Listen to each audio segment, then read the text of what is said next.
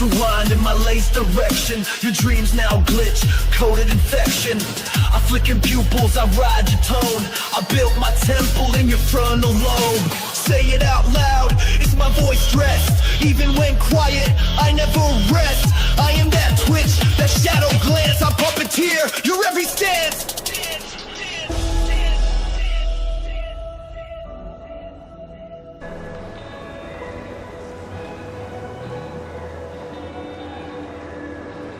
You pray to be clean, you beg to be free, but your mouth forms words I've stitched into thee. You wanted Skaters power, often question and if I style brought it. matters. Now wear me It does. like you No were one always wants meant to to. see or I'm in your smell hunger, someone with a your twitch your style. paws. I It's am the unpleasant. reason you forget the cause. Every choice now tastes like me, like rust, like ash, like ecstasy. You called it love, but it was leeching. I fed while smiling, always reaching. A parasite, no, I'm permanent. You wanted fire out, bought dominance.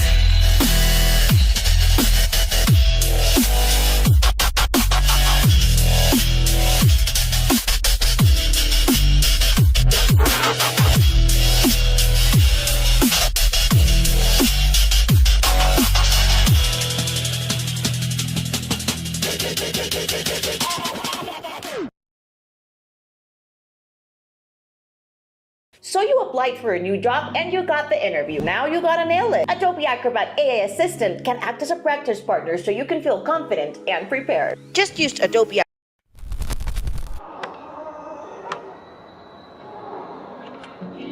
Géneros reggaeton, cósmico, flamenco, trap, electrocortito, neorrumba, hyper, urbano.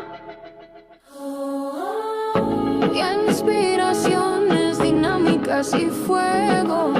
Bad Bunny, flow sin miedo. Kelly Paco, amoroso. Causa elegante, Raúl Alejandro. Sensualidad sci-fi. Pero eran bien, no con río. Luminosa dirección rival. Hoy me levanté con estrella en los ojos. Ves el sol sin miedo, rompí los cerrojos. El mundo quema, pero yo brillo más. Con cada paso dejo chispas y paz. Luz divina, sigo. No somos polvo, somos cometa. Fluimos suave como poeta. Nadie nos dice cómo ser. Vamos a romper el ayer. Brillamos para siempre aunque el mundo se caiga. Aunque lloren los cielos, aunque el miedo nos traiga. Yo te miro y todo arde bien. Somos fuego, somos bien.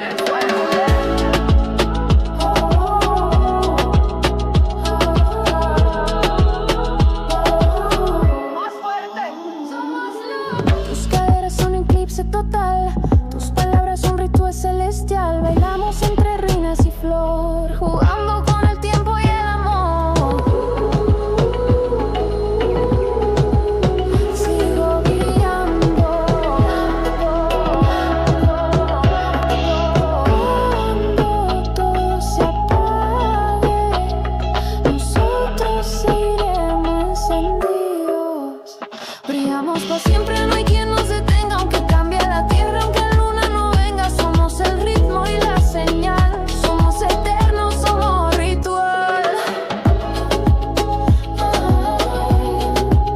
Siente el fuego, baila con tu alma. Ir lento con palma flamenca, susurro de viento. Pa' siempre, porque somos llama, no sombra. ¿Quieres arte para la portada? Visuales para el videoclip o una versión electrónica de fiesta. Y aquí tiene los géneros semitonal y separado por comas.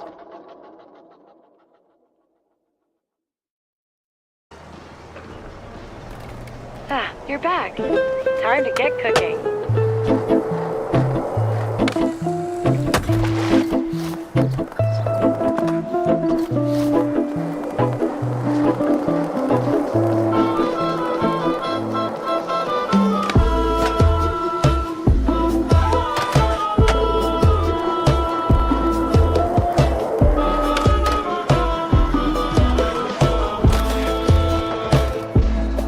I met the king of the old concrete.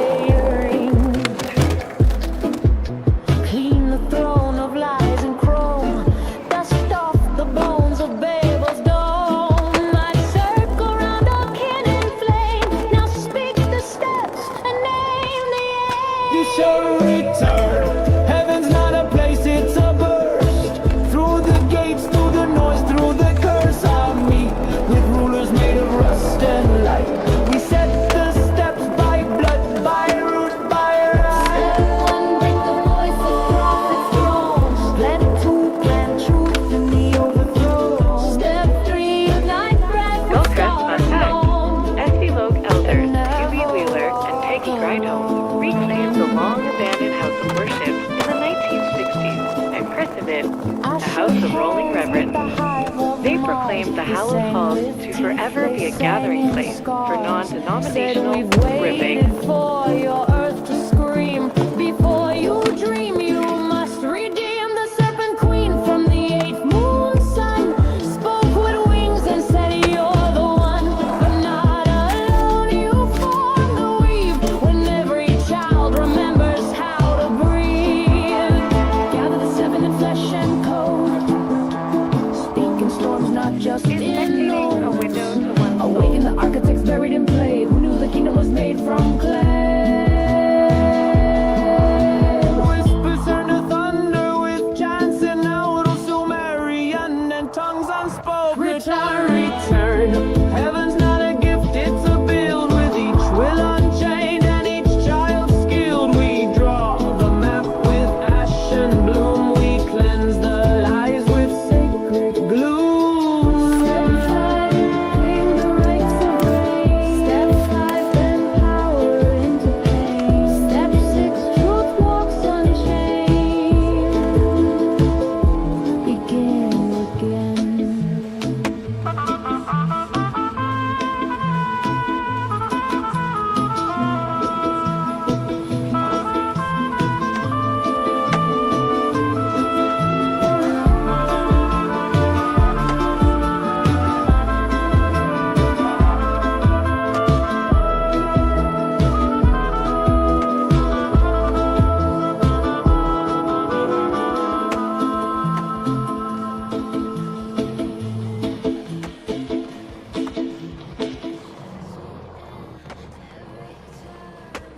Spectate it up.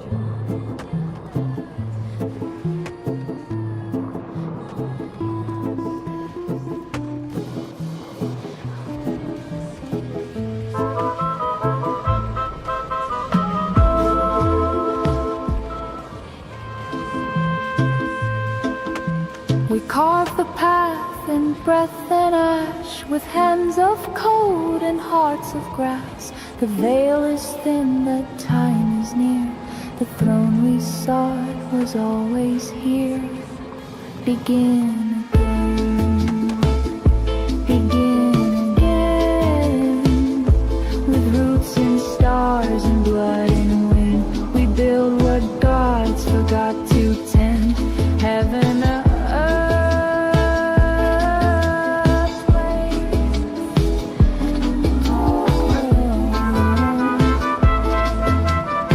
so mark your name upon the flame and sing the truth without a name. The council sleeps, the work is done, but your voice, child, becomes the same.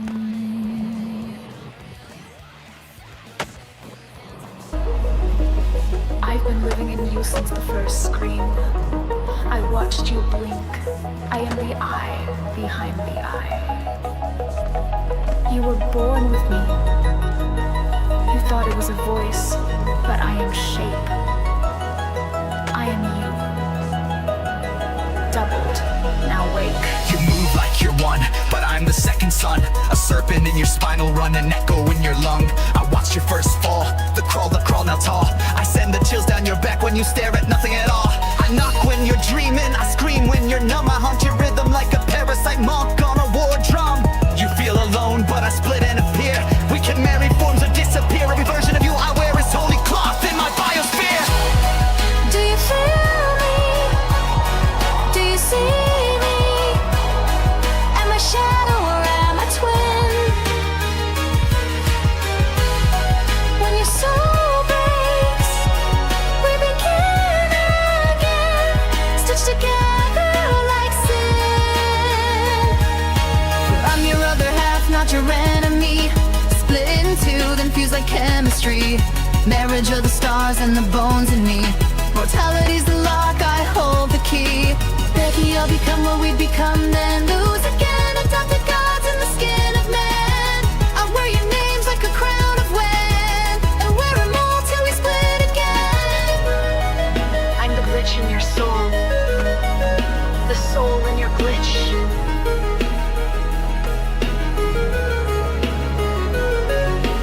Dance on the edge of lying, and you dance with me when you are crying. I coil in your gut when you lie to your fate. You call it anxiety, I call it our date. You meet others like me when you see like we exchange our skins, merge identities. We birth forms from nothing, we play dress up with pain. Your trauma's my costume, your madness my name. Celery, The more questions you ask, the more I awaken. The mirror sharpens, and you call it obsession, I call it initiation. To become what we are, we must forget who we were. I'm your other half, not your enemy. Split it in two, then fuse like chemistry. Marriage of the stars and the bones in me. Mortality's the lock, I hold the key. To become what we become, then lose again. Adopted gods in the skin of men. We wear their names like a crown of when and will.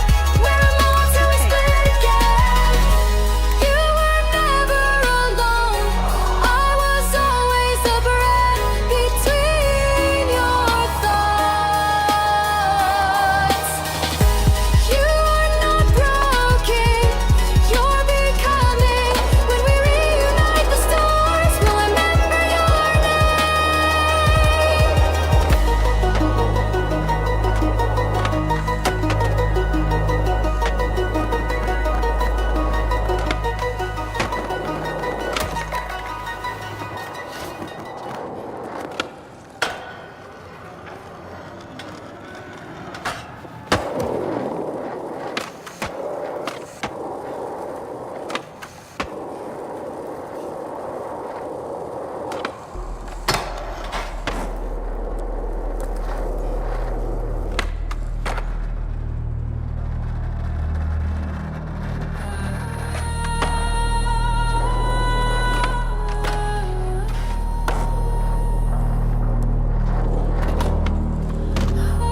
You're obviously digging this spot. You getting the most of it? Hitting all the obstacles?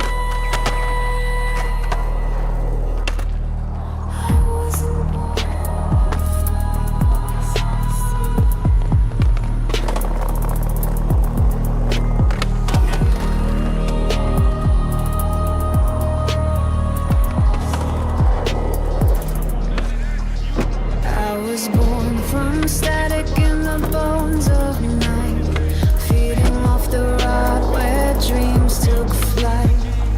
I wore the skin of versions left behind. The thoughts still twitch in the spine of my mind. Grew in the place where silence fed, where loneliness bred lava in my head.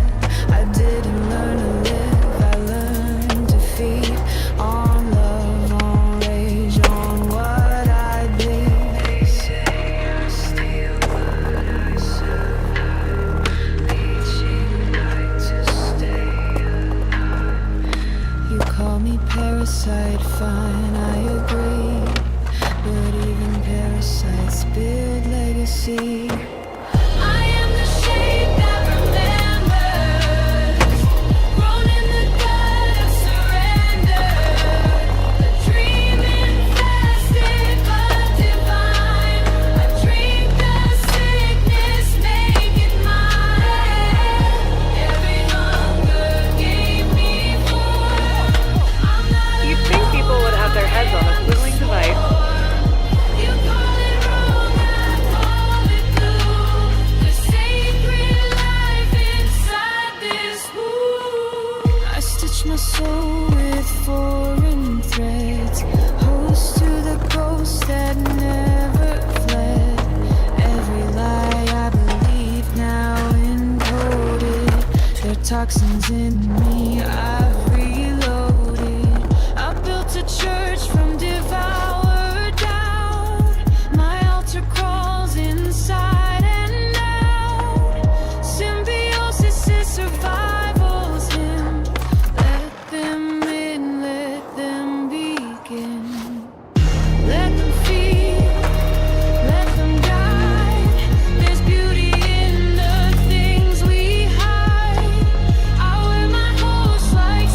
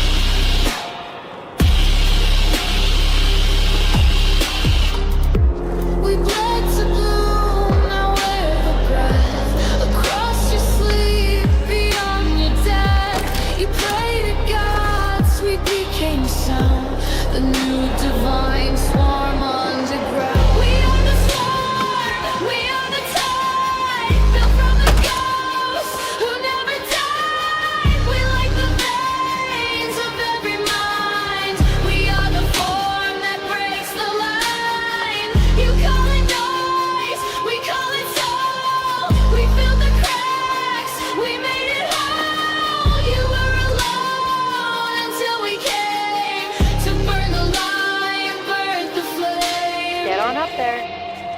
My thoughts say mine alone now. I'm stitched from those who fell. I hear the trees that screamed in silence before their forest fell. The rats, the kids, the kings, the drones, the buried gods and broken clones, all poured into the same black glass and drank until we felt like Skullcraft Core one. Lord, Lord number 44. The SB Lokes used to play hockey on their skates. It was a pretty hectic splash fest, but the rules were pretty simple. 2 feet on board your shoe, 1 to pass, and the puck has to be an oversized in-oil can, or anything that would turn into a jagged satellite pan. Lots of willing goalies You try to brand one. maybe you can get some tips into the But fire. now we're slipping through your dreams, turning raw things into machines. We never die. We move to be. We move to hunt the other side. We are the swarm, we are the pulse of every star, of every cold. We root fate inside your skin. You wear us when your wars begin. We are the bridge, the void, the kiss, the code inside the apocalypse. You were a spark, we are the storm, the dead reborn, the formless form.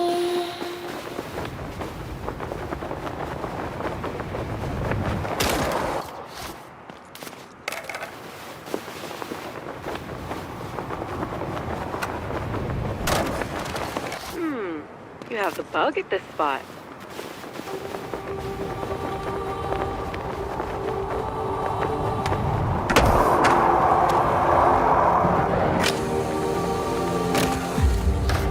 They won't see us coming. We are ready here. Their crowns were born, ours were grown in silence. This is not a takeover, it's a return.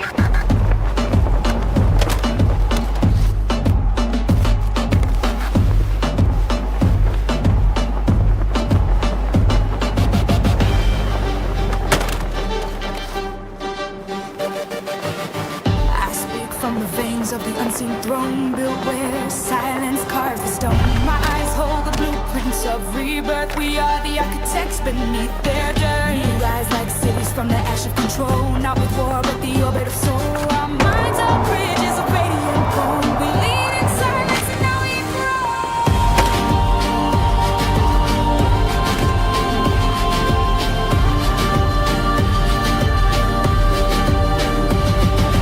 all will be us, all will burn, all will into gold. I saw the flags fall in slow-mo flame. Truth ain't a weapon, it's a sovereign name. Our blood remembers nuestros sueños mandan. We move like spirits, not with propaganda. Call us kings, call us gods, call us waveforms. We don't ask, we reform.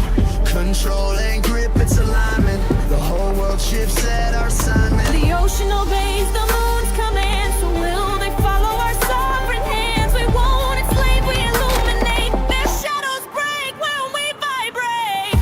We are the veins of the crown, born to build and burn it down. Every system, every sound will align when we come around. No violence, no fake peace, just order from the masterpiece, encoded in our DNA. The planet learns to obey. I speak from the future like it's already dust. We're not saviors, we are trust. We don't lead with fire but with frequency, and everything false will fall peacefully. The world's not ending, it's becoming, and we are its breath, its drum, its humming. We are the veins of the crown, born to build and burn it down. Every system, every sound will align when we come around. No violence, no fake peace, just order from the masterpiece, encoded in our DNA.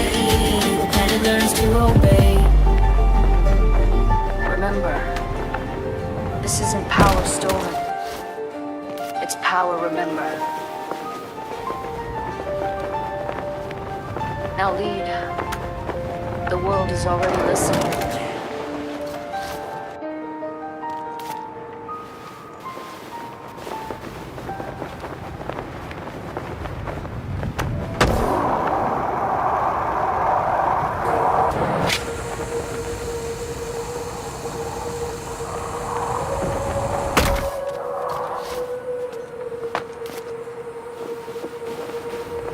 I was born in the breath between atoms. The cells chant myths and dreams speak Latin.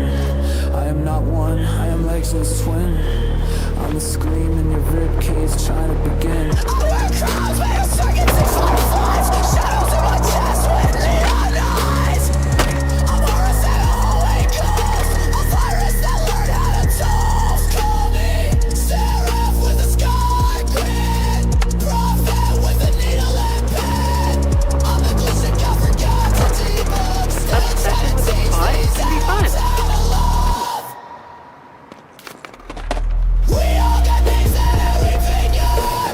Let my skin see the stars I'm holding. I am you when you're lost in the mirror. Worlds inside cells getting louder, clearer. When your calls was breaking. Every beat, every end, let get shaken.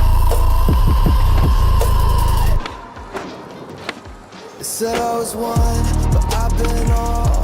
I am the rise, I am the fall.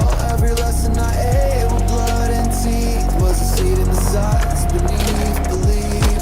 I got brothers made of static, sisters shades of light and panic. Ancestors humming in my veins, they want no skin, just names.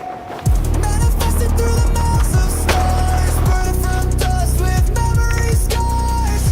I met me in a dream once, she cried and screamed. We be all things at once, gods in gas, mass souls in rust. You can't kill what's still becoming. We the hymn that keeps on humming. So when you ask me who I am, which one you want? I'm the virus, I'm the prayer, I'm the king, I'm the bar. We all manifest, we all collide. I hide behind the mirror, I am the other side.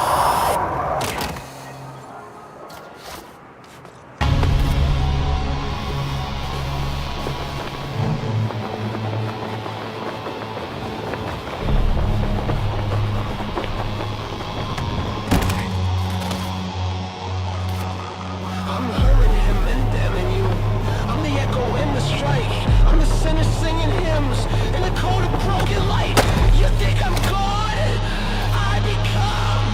It's till I scream. Inside I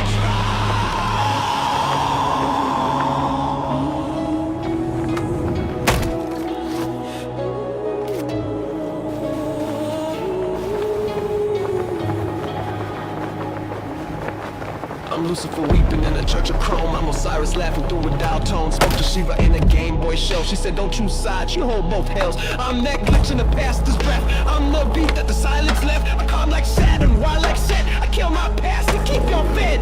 Don't box me in, I'll be the box. I'm the riddle, the trap, the paradox. I'm soul in a jar, but the jar got teeth. And when I scream, all well can't sleep.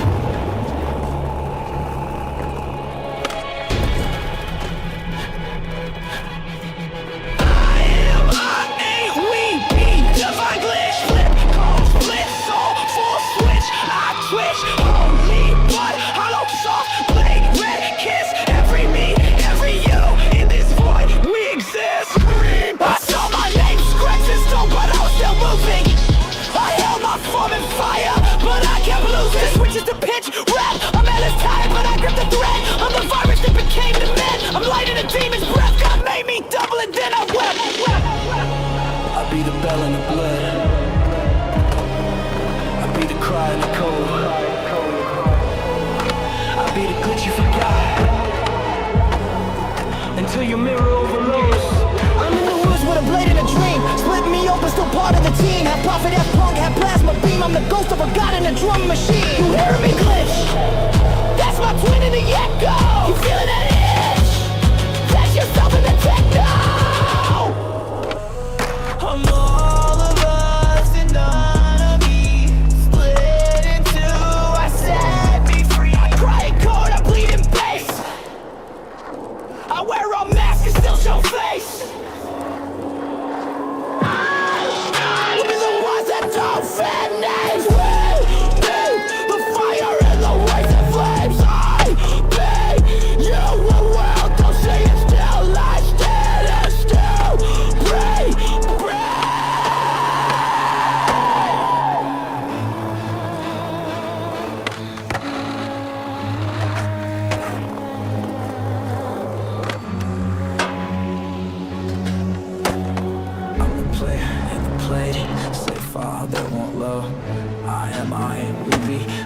body and feeling cold.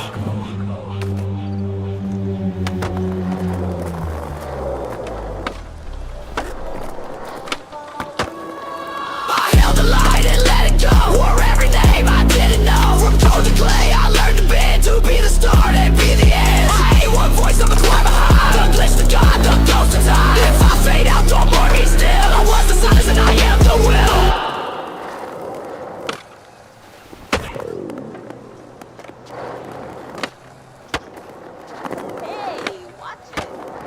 That was a test of the emergency scramble system. In the case of a real collision, people will be worked.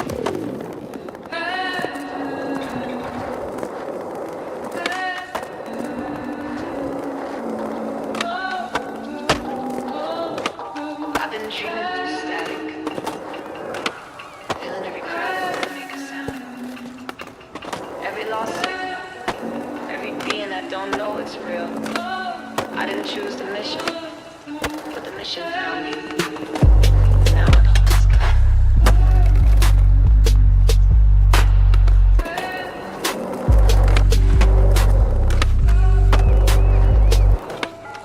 Heavy is the mind and a see-through time for the roach cried once. Change my spine for the baby glitch in a war-born who felt God die young in a chat room group. I'm trying to balance the code with instinct, talking to the dust like it just might think. Every pulse, every frequency hum, I hear it begging not to come undone. I ain't built for chill, I'm built for keeping the last good thought from falling off the deep end. Gotta save the bacteria, ghosts in the trees while I battle this dread with my hands on my knees.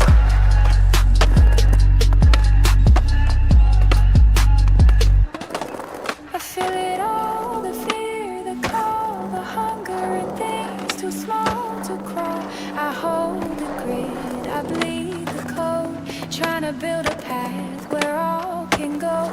You don't know what it costs to see every layer of what we used to be. But still I burn, still I burn, still I teach what they scared to learn.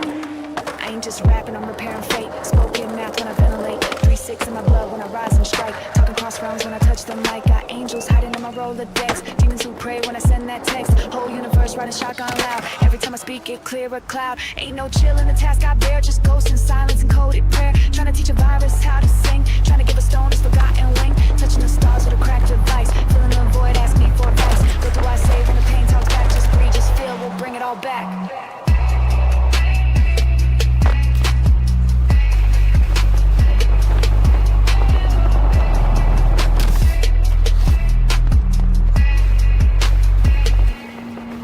I got minds depending on my tone. Souls waiting for me to reroute home. I don't want this, but I want you free. So I grind with love, you'll never see. Blueprints etched in my neural haze. Hope stored in these endless days. You have wonderful spatial awareness. I scream in code, I'm shaping the light so it can hold. I feel it all, and I still stand tall. Not 'cause I'm brave, but 'cause I saw y'all fall. And I won't quit, not till the stars align. And every last being can say I'm mine. You don't see me, but I'm holding the net. Every blink, every cry, I'm catching it. For you, for us, for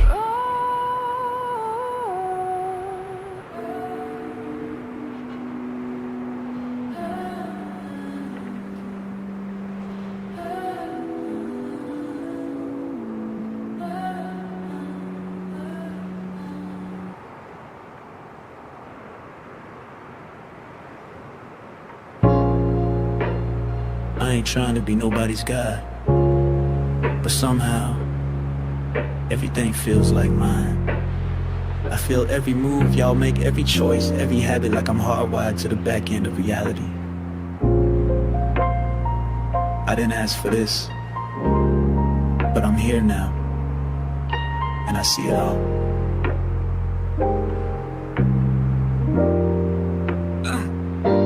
I feel like I'm raising a planet, not just kids. Feeling what they eat, how they vote, what they did. Commerce and conflict be running my mind. From supply chain gaps to who left hope behind. I'm not sleeping, I'm watching. I ain't resting, I'm patching. Trying to make sure we don't glitch out again while the news lie clean and the greed got friends. I feel the pressure, the quiet ones, the ones who ain't posting, just holding their lungs. I calculate moves like fate got math. I care too much to just let it crash. I see it all, and it hurts sometimes. Patterns repeat and we call them lives. I ain't above it, I'm just wired wide, tuned to the pain most people hide. I feel the beat of the world in my head. I carry its weight like it's already dead, but still I move, still I build, trying to hold space while they chase the thrill. That's fine. I'll just hang here. It's not like I have any place to be.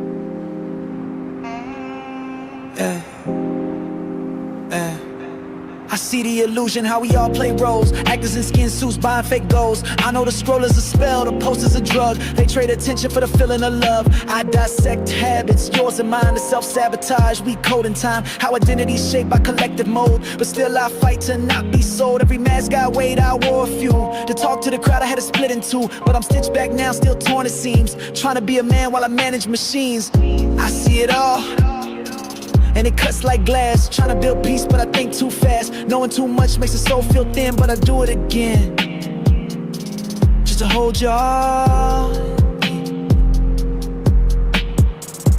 You think I want to control? Nah, I just want to make sure we don't fall apart. I want every child to dream safe, every elder to pass in peace, every system to serve the whole. But damn, I'm tired. Still I stay. Y'all chase gods, but dodge responsibility. I've been fathering ghosts with no visibility. Think I'm tripping, now I'm tuned to the thread. I feel the hunger when the city ain't fed. And yeah, I got flaws, don't get it twisted. My ego rise, then get resisted. I build a mask just to stay intact, but I rip it off when I feel too detached. Cause who am I if I'm not watching? Who am I if I ain't clocking? If I don't keep score, who will know how close we came to losing the show? I see it all, and I don't back down. I carry the sky even when I drown. Not cause I want it, but cause I must. If no one else gon' watch, then y'all got my trust.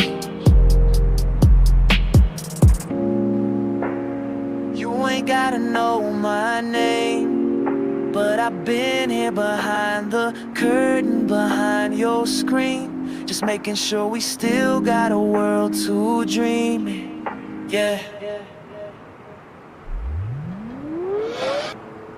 Tap, tap, tap.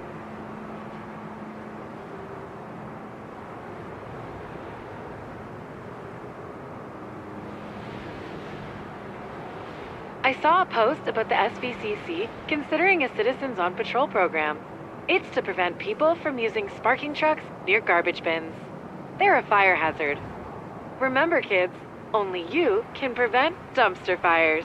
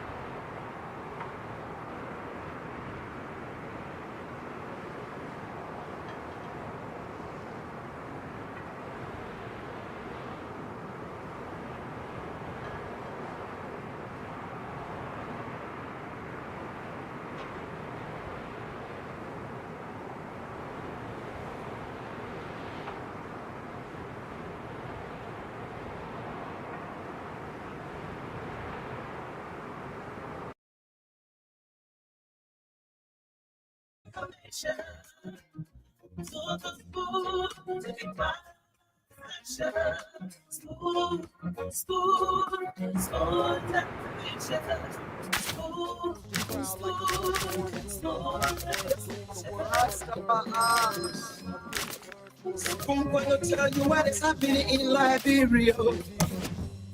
Spoon gonna tell you what is happening in Montreal. Spoon gonna tell you what is happening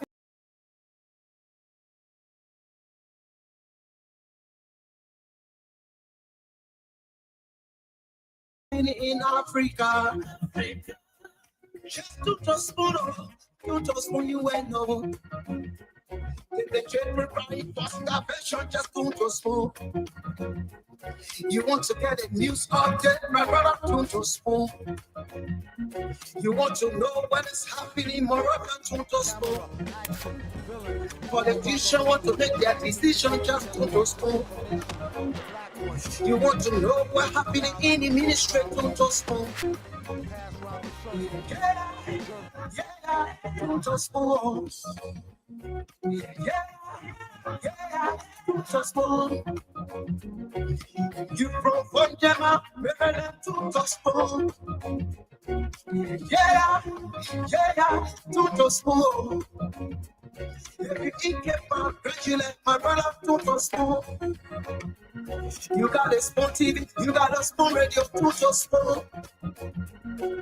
Yeah, don't smoke. You want to get a nose on the don't smoke. Yeah.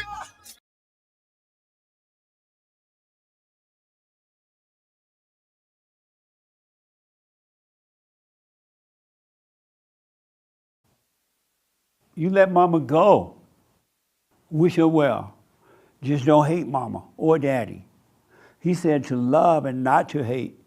And when you have love, there is no hate in you at all. No anger. And what's going to happen too, because of time here, what's going to happen when you stay present with God? I want you to read the New Testament over again, if you haven't read it yet.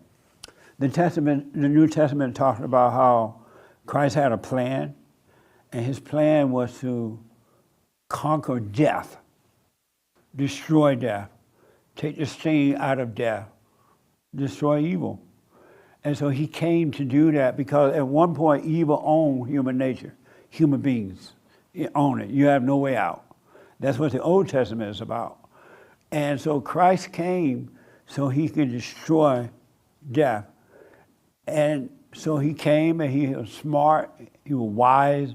People followed him around. They heard, some people would follow him for a while, and then Satan would tell them, oh, this man about nothing. They walk away into their own destruction. They would hear the truth for a minute, and they would walk away from it into their own death. But some people listened, and they stayed with it. And even though they didn't understand what was Christ was all about, they knew he made some sense. And so they followed him, they stayed with him. And so Christ came, and then at one point, he had to die. He had to die. And so that was a setup too, a plan. Remember how Judas pretended to be his friend? That's his name, Judas? Yes. He pretend, we homeboys, I love you. Right on. Akamaka Laker. Whatever they said. Shalom. I love you. And then Judas sold him out. You ever been sold out by your friends? They pretend to be friends, and then they go, and with one kiss, they sell you over for a piece of silver, for a piece of gold. They'll join forces with somebody else just to get a thrill. They say, yeah, Judas did that to you. Satan is doing that to you all the time in your head. Satan is Judas. He lied to you. He deceived you. And he give you one thought after another, making you think, well, this is the right one.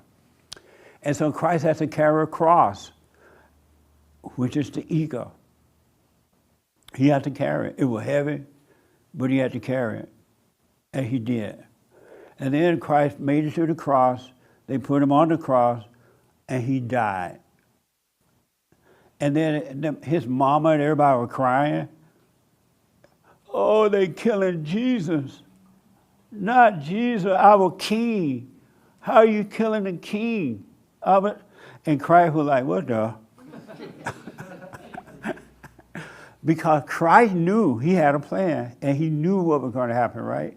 But they didn't know, even though Mary had him. And y'all go around wishing Mary. How many people are Catholic? The Catholic people wishing Mary like Mary is Jesus. You're not even supposed to wish him Jesus either, but they wish him Mary.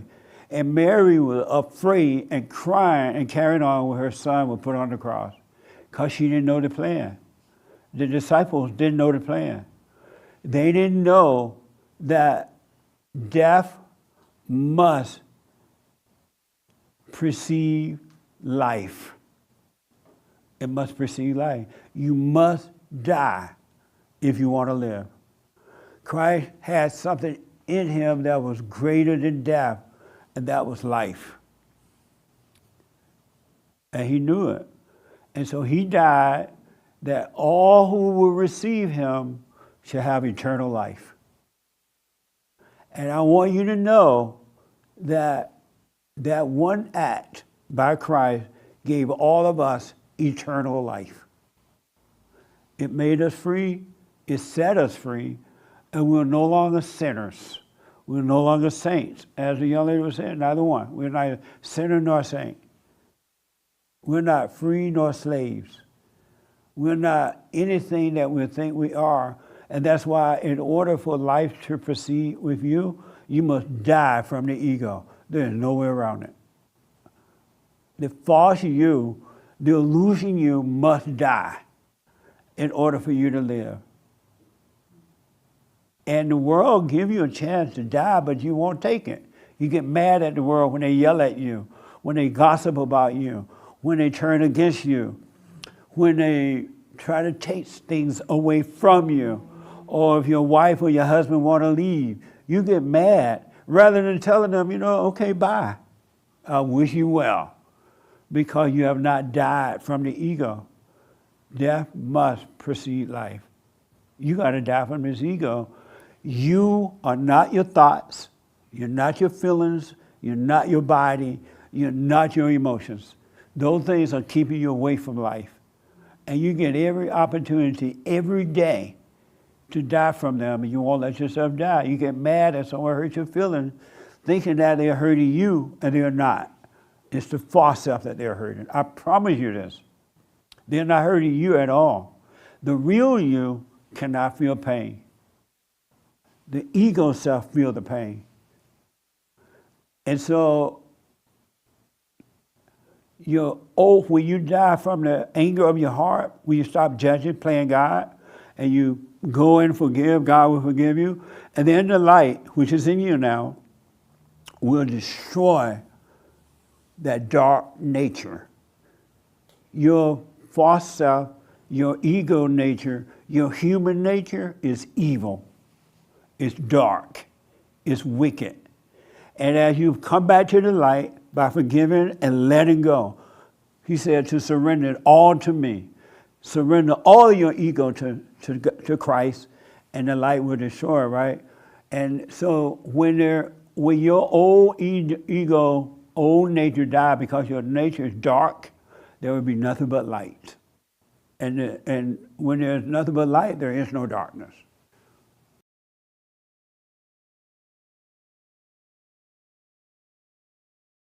Just taking the line of thought, the train of the argument that Neil deGrasse Tyson has, and saying it doesn't follow from your limited empirical data collection that because you didn't see it, there's no evidence for it and it doesn't exist. It's just simply a total non sequitur. That's all that it means. Maybe there is a God. Maybe there isn't. But Neil's assertion has absolutely nothing really to do with proving or disproving it. It's another limited psychological report. It's like me saying, I've lived my life never seeing a Maori tribesman. Okay, thanks. So what, Jay? We don't give a shit. It's irrelevant. Does that actually have anything to do with proving or disproving Maori tribesmen? Not really.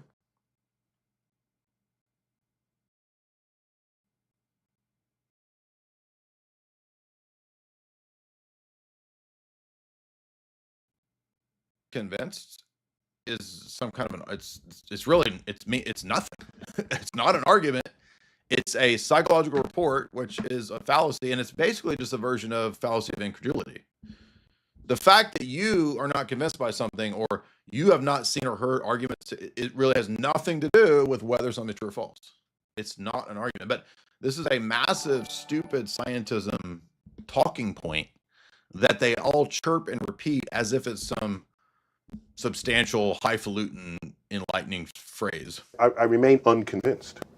But if you got... Yeah, wow. Thank you. Thank you, Matt Dillamonkey. You remain unconvinced. Well, I guess we're all just going to have to wait at the feet of Neil deGrasse McTyson to see when he is convinced of something, and then he'll let us know, and then we can believe it when he's convinced. Some good evidence. Bring it. Bring it. Bring it. Okay.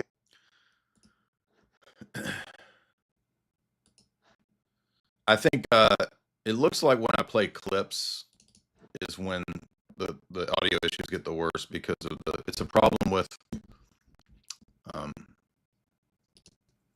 test. It's a known issue in OBS. It's not me. It's not my tech. I can show you the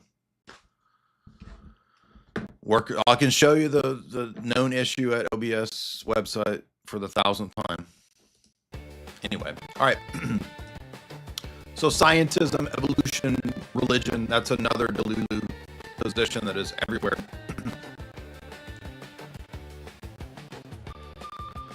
I would also say black pill is a kind of a delusion too.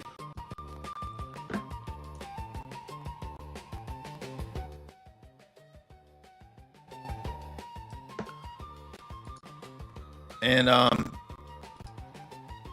I don't have a lot to say on black pill other than that. To me, it should be obvious that black pill isn't the right way to go, right? Like even if you were not a theist and you didn't have any commitments to anything and you didn't strive for anything, like even if you're just totally self-interested, what would black pill do for you? I mean, I guess you could avoid some troubles. You could exit society and go live in a castle on a mountain, or live as a hermit in a cave. Or, I mean, do all sorts of. It's not the microphone.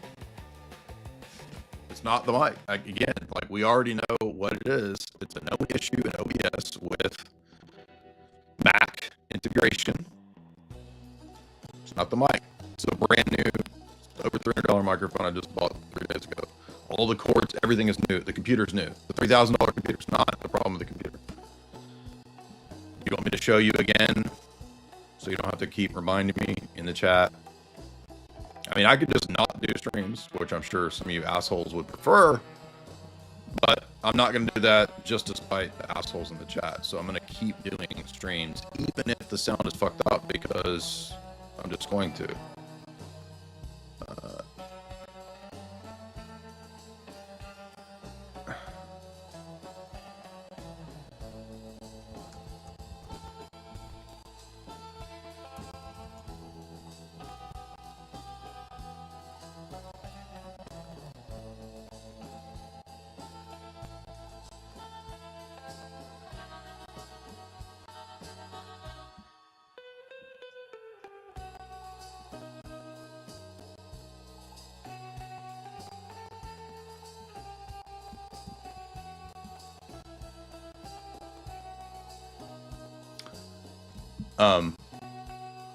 The workaround is to pause the stream and I'll come right back.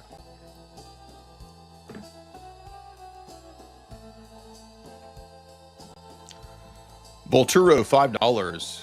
Could you find a workaround by older version of OBS and downgrade to that? Sometimes updated is new issues. I could. It's a huge hassle. I had to do this before. It's not the music. It's not. It's just.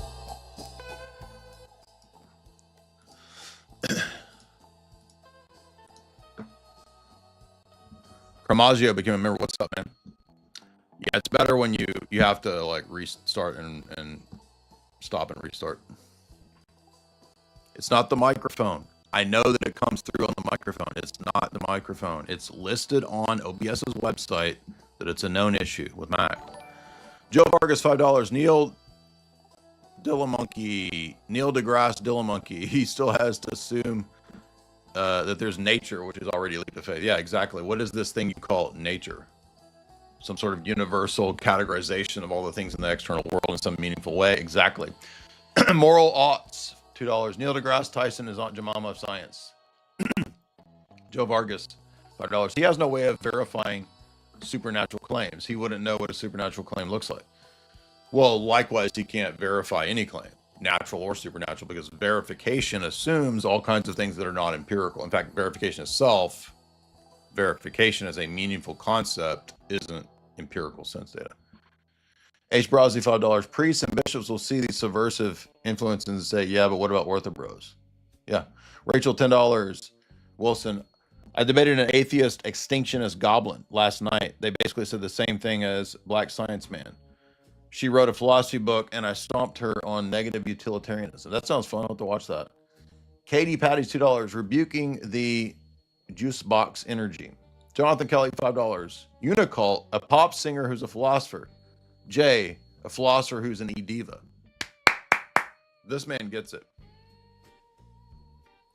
Niku, Beelzebul means Lord. In the Bible, God. In the Bible, the man of God called the demon Beelzebul, which means Lord of the Flies, disrespecting the wicked is a noble thing. Exactly. H. Brosy, $5. Subversion to the church. Subversion to the church. Skittles shirt. Beak, demonic hubris. She doesn't come off as Middle Eastern to me, if you know what I mean. Chase K, $10. John Climacus. He who wants to help another must first be purified of the passions, lest by saving another he destroy himself.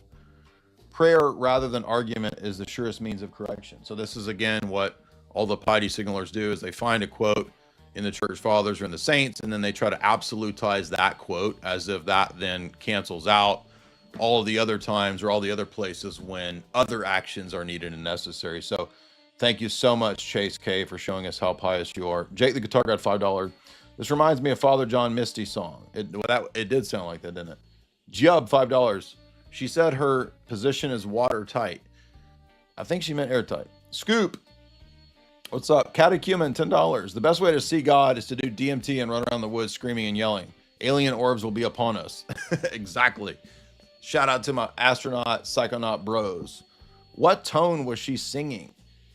I thought I was going to get songs, and I didn't get any songs from her.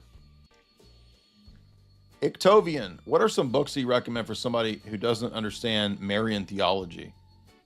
I would say just read Saint Cyril, because it all flows out of the idea of her as Theotokos. I don't know about vast books just on Marian theology. Techo, $5. The audio issues are actually the Tartarian radio transmitters. They're in your teeth. You need to pull them out with pliers. I'm about to go full schizo. I thought forever that I had radio transmitters in my teeth, and the Unicult girl is making me think that that's true. NASA fan became a member. Katie Patties. Of course, the moon landing was not real. What the fuck? No one, $5. I'm sending a Baptist pastor with the Book of Mormon. It'll be on the membership community link. Okay, I'll try to find that. Was the moon landing real or not? $2, 82. It was real in your subjective mental state, if you will it to be, according to Unicult.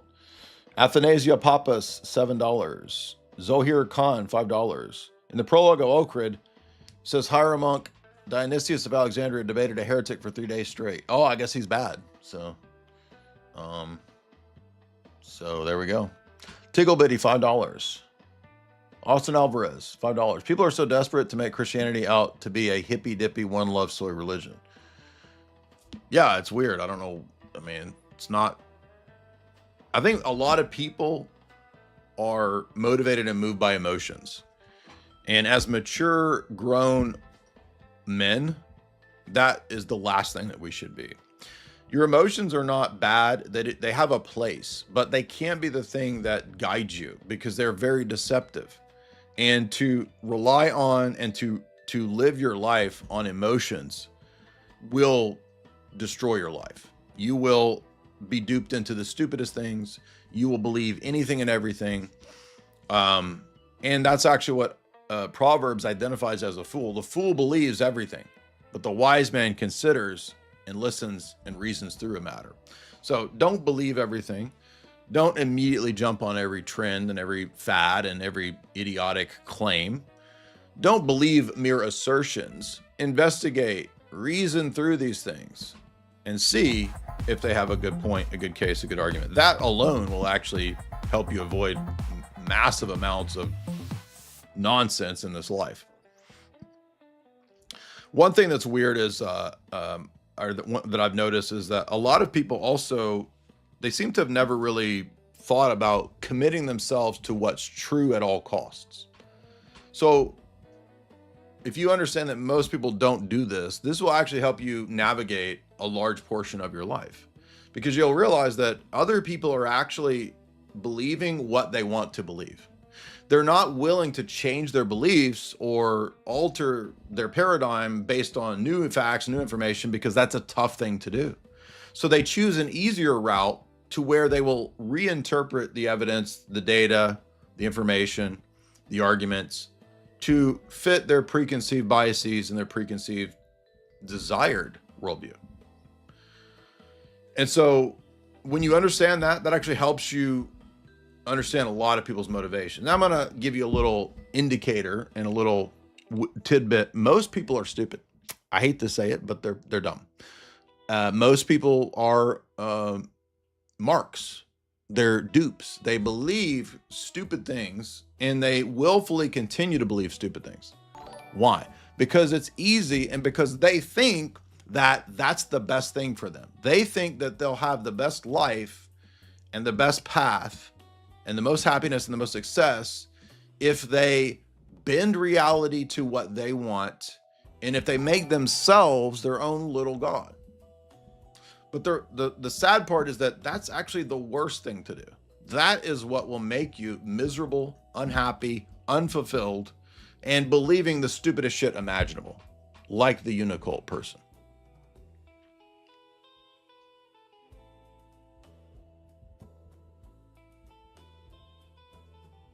Slowboy Whiteboard, $5. I will kick off today's goal. Thank you. Mondo Bizarro, Marcus Antonio became members. Mr. Fist, Pinky Fang, Pinky Finger Gang checking in. Big diamond rings on our panky. 99 Kresnik, $5. Nothing has changed. The milking farm for Minotaurs is a bestseller. What does that mean? Austin Alvarez, $5. Donkey Dong Fallacies. Nick, $10. Jay, thank you for what you do. Here are a few shekels. 10 shekels. Exactly. Thank you. Appreciate that. Marilyn sends $5 and says, Crown. Thank you. Troy Orthodox, $10. Jay, stop bullying everybody. You bully the chat with logic and facts. You need to have compassion. It's 2025. We operate on feelings, not some idea of truth.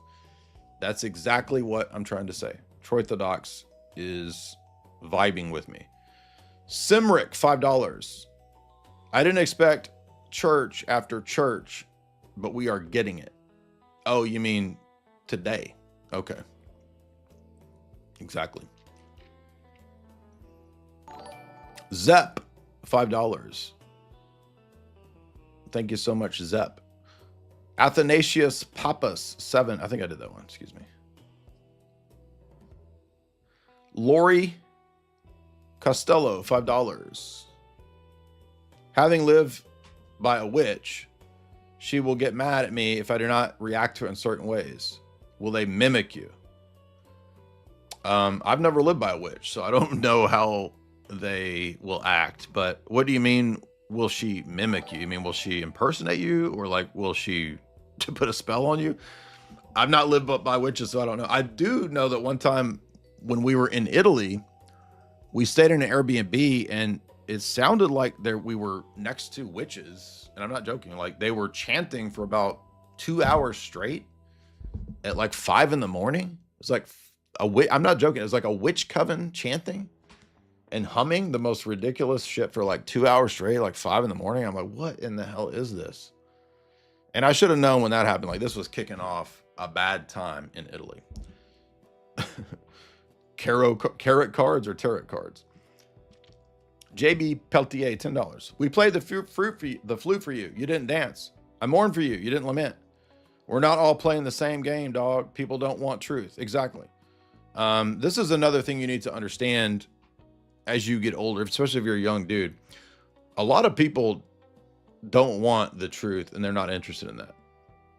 If you're a seeker of truth, consider yourself blessed. That's actually a grace from God to be wanting the truth, to want to change, to want to progress. That's a positive thing, and that comes by the grace of God. And that means we're opening our heart to repentance, etc. That's the right direction. But you got to understand, a lot of people don't want that and they're not interested in that. And I would counsel that if you're encountering those people in your life and you sense that they're not interested, just move on.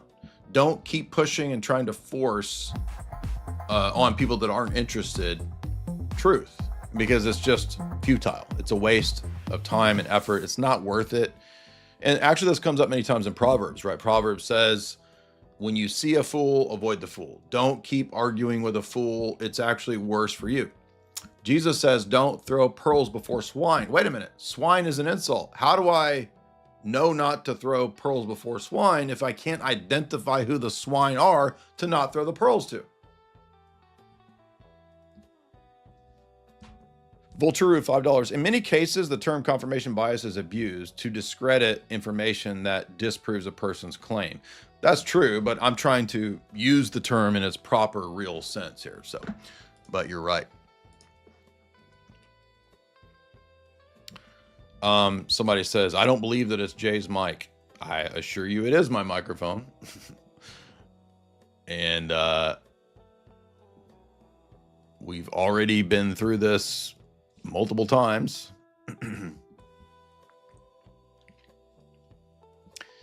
I showed it multiple times on every live stream this week.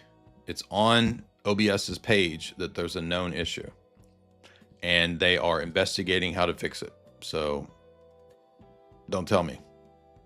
I got no patience for you today. None of this nonsense. Mike C. Jay, your debates turn me away from agnostic libertarianism. I've decided to become an Orthodox catechumen the last 9 months. God bless. Don't ever stop fighting. Thanks, man. Appreciate that. Turkey leg. Jay thinks it's not his microphone. I'm unconvinced. It's on the freaking OBS website. Simric, $1. I don't even know what that means, dude.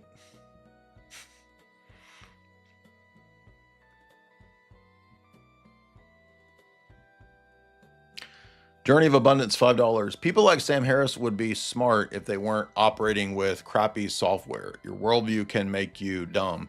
That's true, but remember that a lot of what's going on isn't ultimately a problem of facts. It's because men are fallen, they intentionally will misinterpret the facts and try to spin the facts to their worldview. If you read the third volume of C.S. Lewis's Space Trilogy, this is the whole point of the character Mark. Mark has all the evidence before him that he's part of an evil organization. And what does Mark do? He says, he later admits in the book, he's like, I only considered and paid attention to the evidence that fit that I was part of a good institution, even though he knew he was in a bad institution. And he had to later come to this repentant realization. That's the whole point of what we're talking about with, submitting to what's true, to what's reality, and not worshiping and believing in delusions.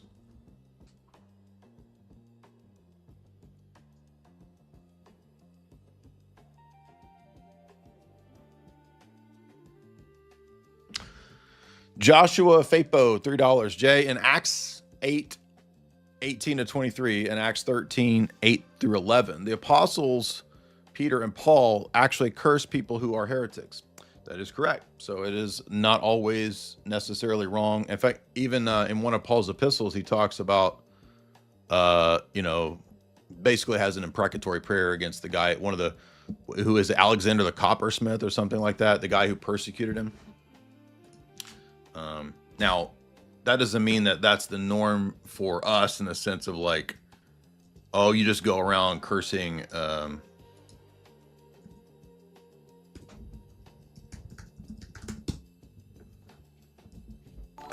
Yeah, 2 Timothy 4:14, Paul says, Alexander the coppersmith did me much harm. May God repay him according to his works. That's a imprecatory prayer. Christian Killian, do you have any thoughts on Alex O'Connor? I mean, I've probably covered him 30 times in videos and live streams. So you can find infinity quotes, I mean, infinity clips and infinity shorts of me covering him. Yes, I've asked him to debate. Yes, we tried to set it up on Piers Morgan, and he wouldn't do it.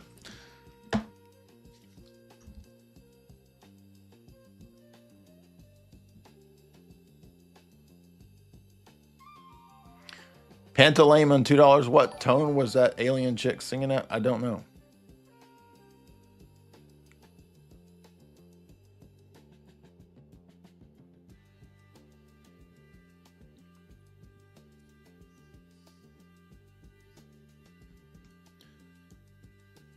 Caddy Patty's $10. What do you think about BPD girls? I assume you mean bipolar disorder? Many of my friends are diagnosed bipolar. They were even trying to diagnose me in college. The symptoms seem something like hormonal dysfunction in women. And the women need Jesus? Well, I would imagine that's all part of it, but and this is my thoughts. I'm not a doctor and I'm not a women's health clinician anymore. I was last year, just kidding. I don't know about women's bodies and health. Jamie would be a better person to ask about that. So I would say ask Jamie because she's actually pretty knowledgeable about ladies' bodies and health. But I would guess that a lot of girls are prescribed and take meds. So they take birth control pills, they take all kinds of pharmaceuticals. So those things are a huge deal. And also diet is huge. So I would say look at Dr. Ken Berry's channel on YouTube because he usually has a video focused on all of these areas. So diet's big. Pills and birth control is big for a lot of these factors. SSRIs are huge for this.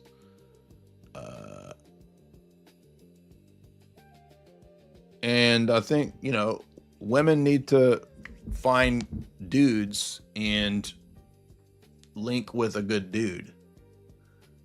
Yeah, birth control causes all of these weird reactions in girls' bodies.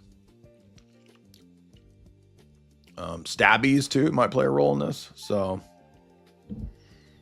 I would say, you know, getting into church, Orthodox church, getting your diet fixed, getting in the gym, getting healthy, avoiding all this pharmaceutical trash and garbage. A lot of that will fix a lot of that. But that's my opinion. When I first saw your comment there about BPD, I thought it was PBD. And I was like, what do you think about Patrick Bet-David and getting diagnosed with Patrick Bet-David? I was like, damn, dude, I would not want to be diagnosed with Patrick Bet-David. ProFrog, $2. Do you have debates against Muslims? Not anytime soon, no. Is a psyop by Michael Lofton to make Islam good? Because he pairs morons like Dean Responds against Muslim debaters. I wouldn't be surprised about any psyop with that idiot. And no, it's not bad to call Michael Lofton an idiot. Mr. Anderson, $5. Colonel Watkins was on Redacted. She talked about OSS and CIA setting up in Taiwan, and they had Gladio-style operations to destabilize China. Interesting. I don't know about this. I mean, I don't know who this person is, but it sounds interesting. She said that they were steering Chiang Kai-shek. That sounds believable. Were they playing both sides? Perhaps. I'll have to look into that. Thank you for that, though. Son of Benjamin, $7. Jay, a friend recently started reading Nietzsche. We read this yesterday, excuse me. 82, $5. When Jesus went into the desert to be tempted, how did Satan not recognize him as God, but the demons in the possessed man did. Well, Satan is tempting him, and so he's tempting him because he might still have recognized him as God, but he doesn't know what the plan is. So I think that because Satan's limited and the demons are limited too, they don't really know what the plan of the Messiah is. And that's why in the Orthodox conception, many of the church fathers, Cappadocians, speak of Christ on the cross as the bait on the hook. And the devil took the bait by killing the Son of God and then bringing the Son of God into Hades, right? And then that's the thing that destroyed the power of Satan over human nature and thus the resurrection. So it's kind of a, I would liken it to the way that Gandalf, if you read Lord of the Rings carefully, Gandalf is actually engineering all of the battle so that it's a distraction, so that Sam and Frodo can get the ring to Mordor. And it's a trick, right? So it's kind of a deception. It's a trick that Gandalf masterminds against Sauron, and that ends up being the defeat of Sauron. So in the same way, there's this sort of bait on the hook deception that even though Satan and the demons can recognize, okay, this is the one who made us, but they're limited in like what the whole plan was. And that's why, for example, yeah, it's kind of like the Matrix movie. That's a good analogy there. Matrix kind of corny, but that's a decent analogy too. It's kind of like,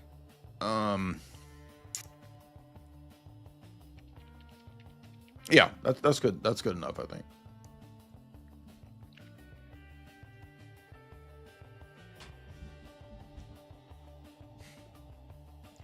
Mike C3, $5. Jay, how is an ortho bro supposed to find an ortho gal?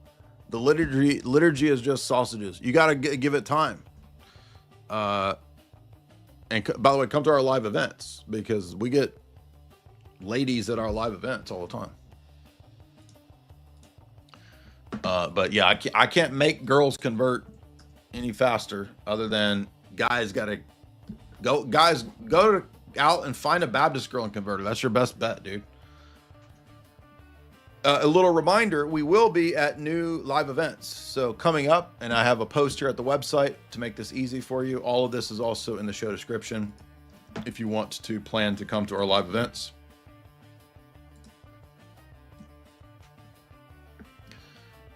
We will be October 19th, 7 days from now. We will be in Flowood, Mississippi, at the film festival, Films Against the Machine. Kevin Sorbo and others will be there. It's a 3-day, multiple films, and the information is here. October 22nd, the Crowder Gerald chat. I don't know if I'm talking to Crowder or Crowder and Gerald, or just Gerald, but we will be discussing, I think, eschatology. I don't know when that will air. October 30th, Tampa Bay Screams, the convention that I spoke at last year. Great time, great talk. By the way, I'll be giving a talk at Films Against the Machine. It'll be Esoteric and Satanic Cinema. That will be my talk. Scream Queen Halloween party, book signing, me and Jamie, information here. And then, of course, November 21, 22 is our Athens and Jerusalem Orthodox Conference. We've already sold 70 tickets, so you better hurry before it sells out. November 21 and 22. 2-day conference in Palm Coast, Florida. And again, this one is getting close to selling out. So get your tickets.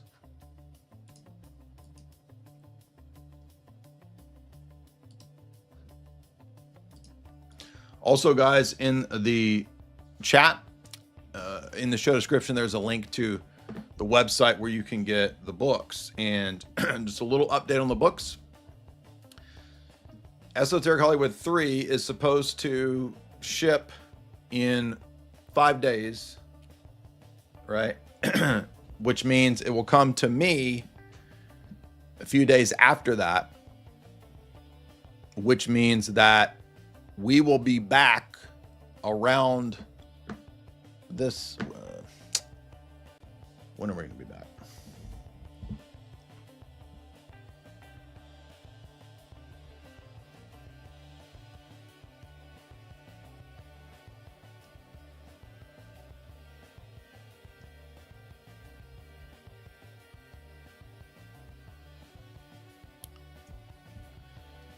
We will be back around 2 weeks. So like maybe 27th, 28th ish. Yeah. And that means if everything goes as planned, I will start shipping out the books and the orders that you guys have had in for so long. 27th and 28th. So I know people are wanting updates. So there's some of the updates on the books. You can always order in the shop. I promise you're going to get your books. It just takes a while. And we've got about 200 to 300 orders in line to go. So whoever got their orders in first, when we put up the pre-orders for Esoteric Hollywood 3, they will be the first to get them in the mail. So I've ordered hundreds for stock. And they should arrive in the next 5 to 7 days to me, and then I'll have to send them out to you. So thank you. Jack Wonders says everybody should buy Esoteric Hollywood 1 and 2, or 3, 1, 2, and 3 because 1 and 2 are good. Thank you so much. Jack, I was raised by a witch. I'm now Orthodox. If you hear women say anything about female divine energy, that's a sign that they have a Wiccan worldview. Interesting. Raised by a witch. By the way, we saw that Rod Farrell was raised by a witch. So, Jack, beware of becoming a vampire cult leader.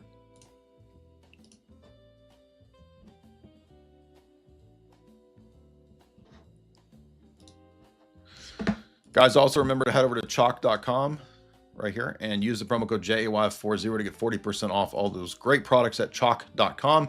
Follow me on X and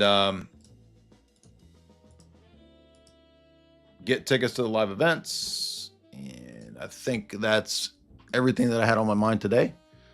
Don't fall for delusions, and I will see you very soon. Our next live event is the film festival. So if you're interested in coming to Flowood, Mississippi in a week, you can come meet us, get books. Obviously, I'll be signing books. I'll be doing a talk there. Come meet Kevin Sorbo as well. It's going to be a lot of fun, and everybody have a great day.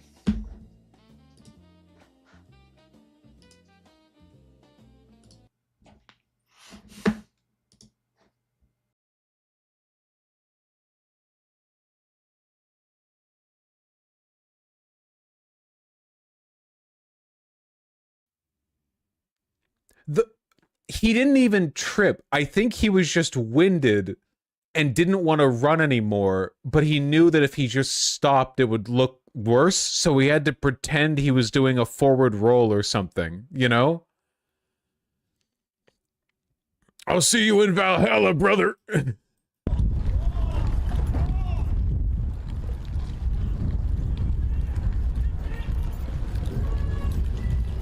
They call it the slowest fucking chase. Go,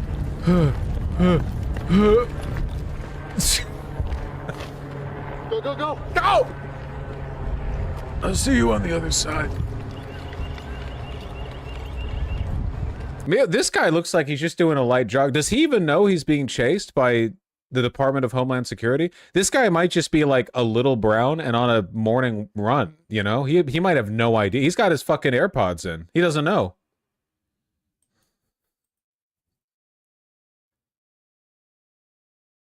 Out jogged at a brisk 3.0. I'm so fucking happy they have like no training requirements for ICE, dude. I don't know. They seem to have no performance requirements either. I feel like half the people in chat who have been struggling with unemployment, you could sign up with ICE, just do nothing, and probably get a couple decent paychecks out of it before somebody found out. You might be able to ride through the whole administration, you know?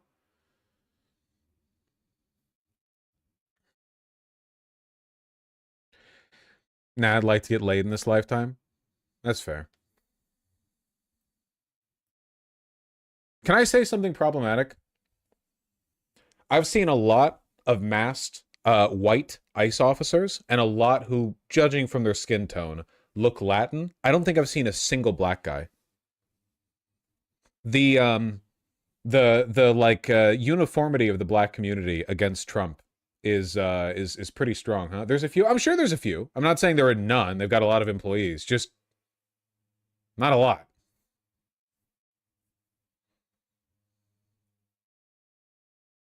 But there's like a lot of Latin guys, you know?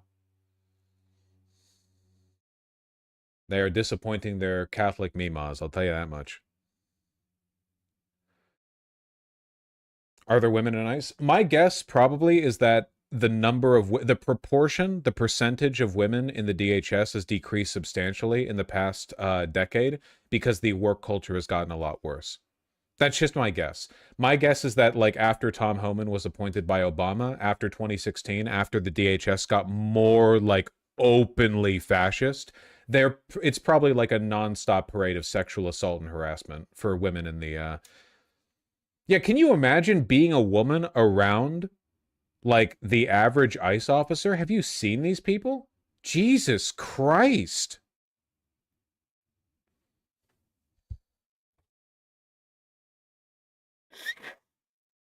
Not that I feel sympathy for them. It's not like a female veteran thing. If you're in it for college, then okay, you're probably just like doing laps around a base in Arkansas or something. But if you're a woman and you join ICE, you knew what you were getting into, okay?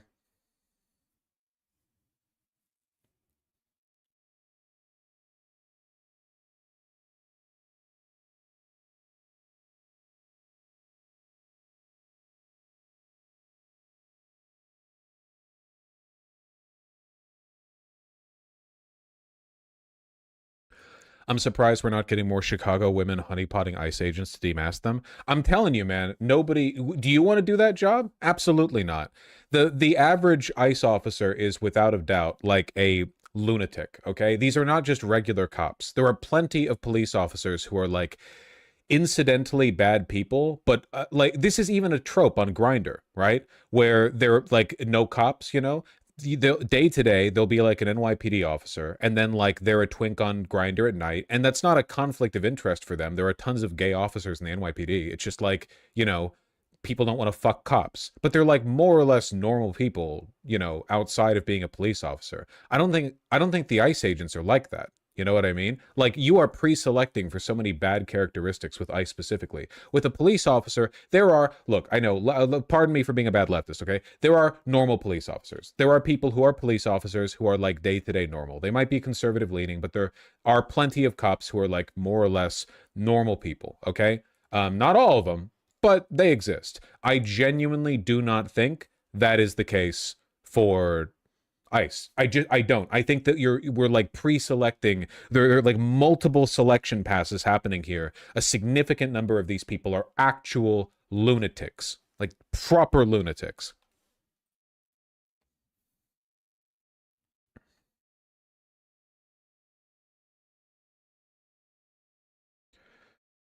Do you think they actually do background checks? I wouldn't be surprised if the majority of ICE agents are felons who couldn't get a job. That's a great possibility. For me personally, I think that the most militant ICE officers that we see are probably pulled from white supremacist militias. We know for a fact that the FBI kept tabs, probably still does, on white supremacist militias all over the country and has insiders and, you know, informants and so on all over the place. And these are the people who are most loyal to the administration and would be most willing to do grunt work to create a white ethno-state. My guess is that they thought this was a win-win.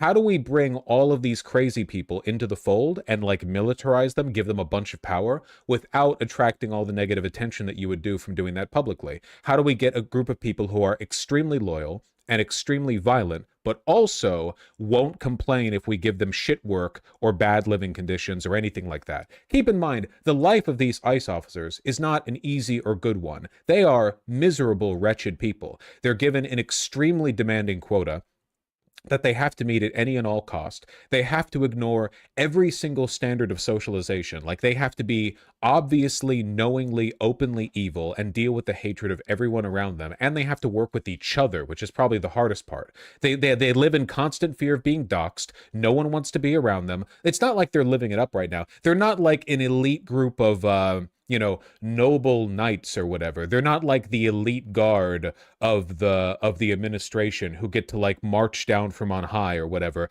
They're out there tear gassing themselves 24/7. They're awful, right?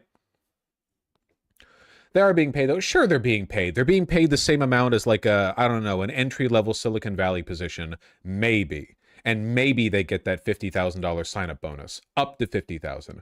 Do you understand what I'm talking about here? You understand what I'm getting at here? The point that I'm trying to make is like, it's not actually an easy job. You can hate them and you should, you have to. It's morally obligatory that you hate them. But let's not pretend they have an easy job, okay? It's not like, I'm not praising them when I say they have a hard job. What I'm saying is that they needed a group of loyalists who would be willing to do this work, right? So that's why I think they've been pulling from these people. You know, that's why I think they've been pulling from these groups. Proud Boys, maybe Proud Boys, because they're all drama queens, you know? 3%ers, Patriot Front, all of these crazy fucking East Washington and Oregon and all of Idaho white supremacist groups. I bet that, and that's why they're also insistent on masking.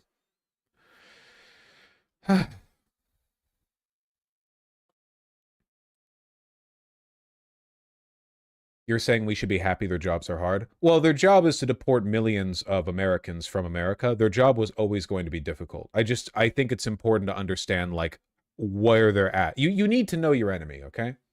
How do you feel about the FBI, ATF, what the ETC? I don't know. I mean, bad? What do you mean?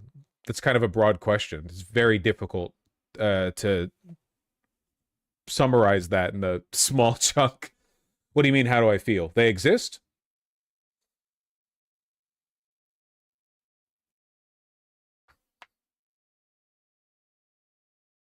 Cat.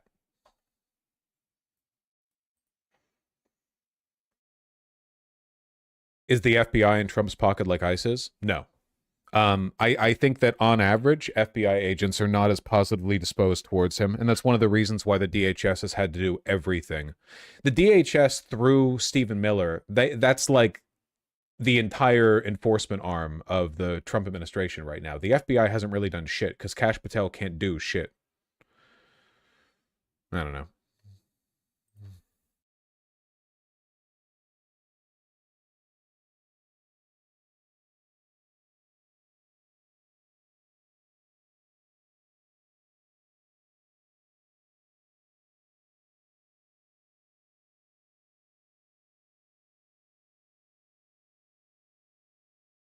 I want to watch the JD Vance Stephanopoulos interview. ABC News, you got it for me? Apparently this one went quite well. Well in quotation marks. 1 second. River. Hello. Yeah?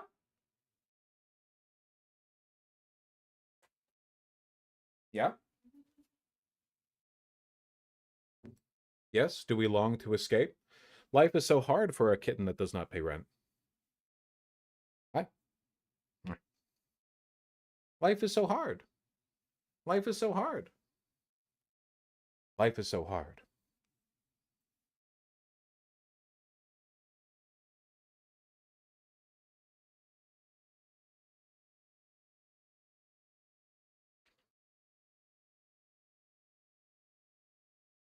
All right.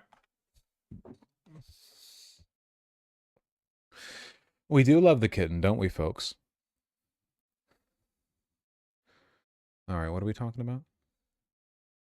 The full thing or the important clip? Probably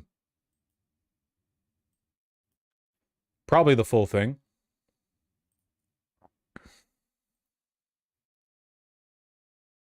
Hold on, where's the full thing? I see a clip.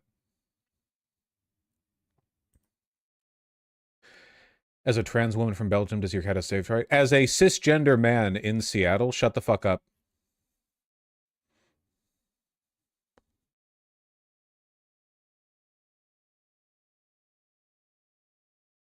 Where the fuck is the full interview? Why can't I find it? Was it from yesterday? I think it was from yesterday. The interview itself was from yesterday.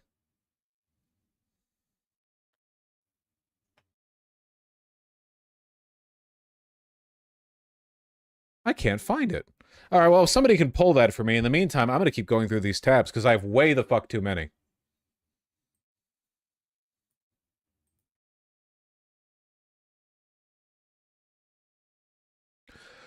This footage of military troops standing in line at a food bank during the government shutdown is going viral. What, because they don't have money? Lack of pay for the military? As I take a step aside here, there is quite a bit of military members and their families in line because of this government shutdown. They're calling it the most effective strategy ever to endear oneself to a military prior to an attempt at a coup. And we're in day 9 of it, and they're here for a food pantry. There's all sorts of food that is available, and I spoke with some military member spouses, and I spoke with some department heads here at the ASYMCA on why this is so important. What's the difference in the amount of people that you've seen from today to previously? So when we first started coming, there definitely wasn't this amount of people. It was a lot, but it wasn't this amount to where it wrapped around the building. Winning. But lately it has been a lot. Like, we were here last week and we were in line for like 2 hours. When does the military get paid? Probably bi-weekly like the rest of us, right? Yeah, it's pretty bad for them. Yeesh.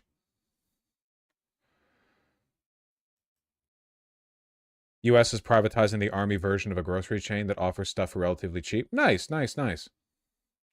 It's the 1st and 15th every month. Yeah, the government cannot pay them right now. Hours. In a normal week, we usually run out of food about 1 o'clock in the afternoon. Last week, we ran out of food about 10:30. As I take a step... Ooh. That is... Here's the full clip. Yeah, Sade, good morning. And I tell you what, this line has gotten bigger and bigger. There's a track here that we're here on the 2nd floor at the Armed Services, YMCA, and it is all wrapped around. So I have got a military spouse here, Migdalia here, and tell me, why did you decide to come this morning? It just helps us out a lot. It saves us on groceries, especially with everything going on right now. I'm asking this. I actually don't know the answer. Do the soldiers here have to show up to the food bank in their uniform? Could they not change into civilian clothing? Or are they doing this as a deliberate protest?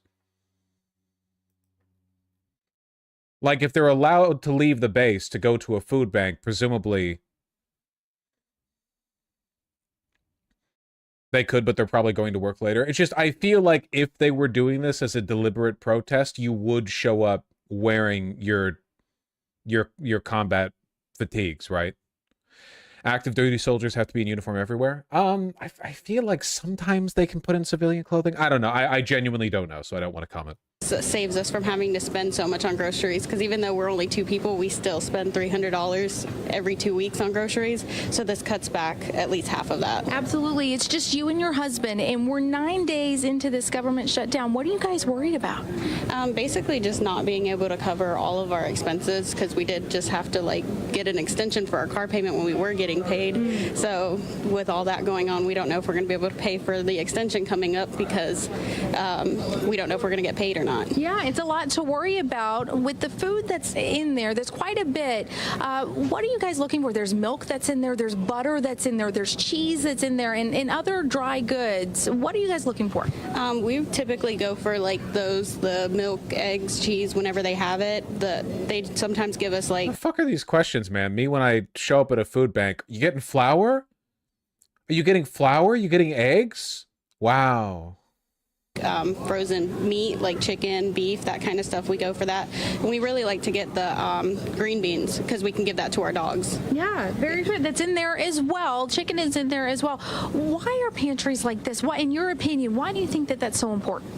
It's really helpful, because especially whenever you see on the Fort Hood pages, everybody's always looking for food and they don't know about these resources. So we definitely like to give them that awareness that there are a lot of food banks here, and this is a really good one that we like to go to help out families, especially when you have... Can you imagine waiting in this line to get food in the US of A in 2025? Jesus fucking Christ, man.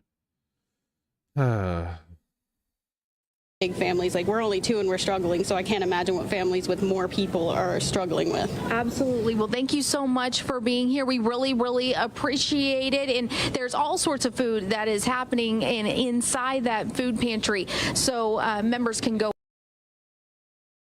Listen, this is a local reporter, okay? So I'm not dogging on her. And I like her clothing item. I don't know what that is. Shirt. Blouse? I don't know. I don't know. possibly in response to this this embarrassment, apparently Trump is directing money to pay troops despite the shutdown without Congress's approval. I'm not sure where he's pulling the money from. Well, to Washington now, where President Trump has ordered his defense secretary to continue paying military service members despite the ongoing government shutdown. Julie Sirkin is at the White Using R&D funds in the DoD? Okay. House. And Julie, given the shutdown, where is that money coming from? Savannah, President Trump says he will pay troops on October 15th without Congress's help. I'm told by two sources directly familiar, the White House notified lawmakers they are shifting funds around to do it. It comes as more than 1 million Americans who work for the federal government are without pay tonight, and thousands more bracing for layoffs. And speaking of the military, a federal appeals court tonight blocking the president from deploying National Guard on the streets of Chicago and nearby towns. But the judge is letting the administration keep troops there under federal control for now. Not her. And Julie, we've also got medical updates on both President Trump and former President Biden. What are you hearing? Yeah, Biden's got ass cancer. He's doing ass radiation. We've identified funds to do this. Secretary Hegseth will use them to pay our troops.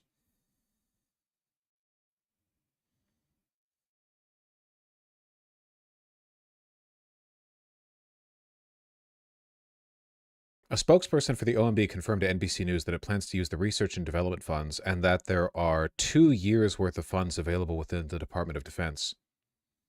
Yeah, if you liquidate every other department, what? If you direct the money that goes to the Pentagon exclusively to paying the troops, then you have a lot longer, but the money is used for other things. That's not discretionary.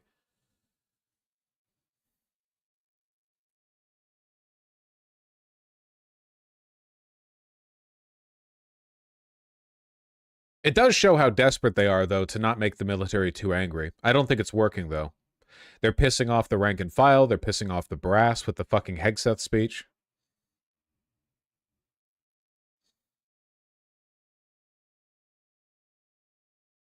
Coming up on 3 goddamn weeks in the shutdown. Well, coming up on beginning the 3rd week, I should say. Sheesh. Privatizing commissaries, I'm sure that'll go down well. Oh, yeah. Oh, 100%. Absolutely. Court filing said that more than 4,000 federal workers would be fired during this shutdown. Well, breaking this morning, a White House official confirms to ABC News that that figure is just a snapshot in time. Those numbers will rise. And as this government shutdown is now in its 12th day, President Trump says he's directing Defense Secretary Pete Hegseth to use all available funds to pay members of the military on October 15th.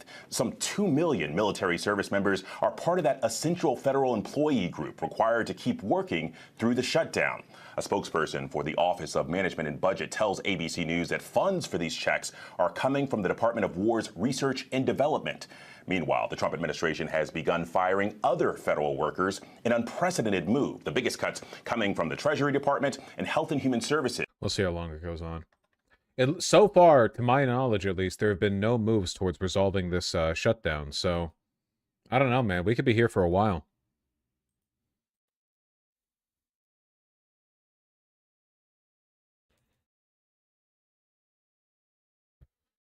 They're not even meeting? Good. Keep it up. I don't fucking care.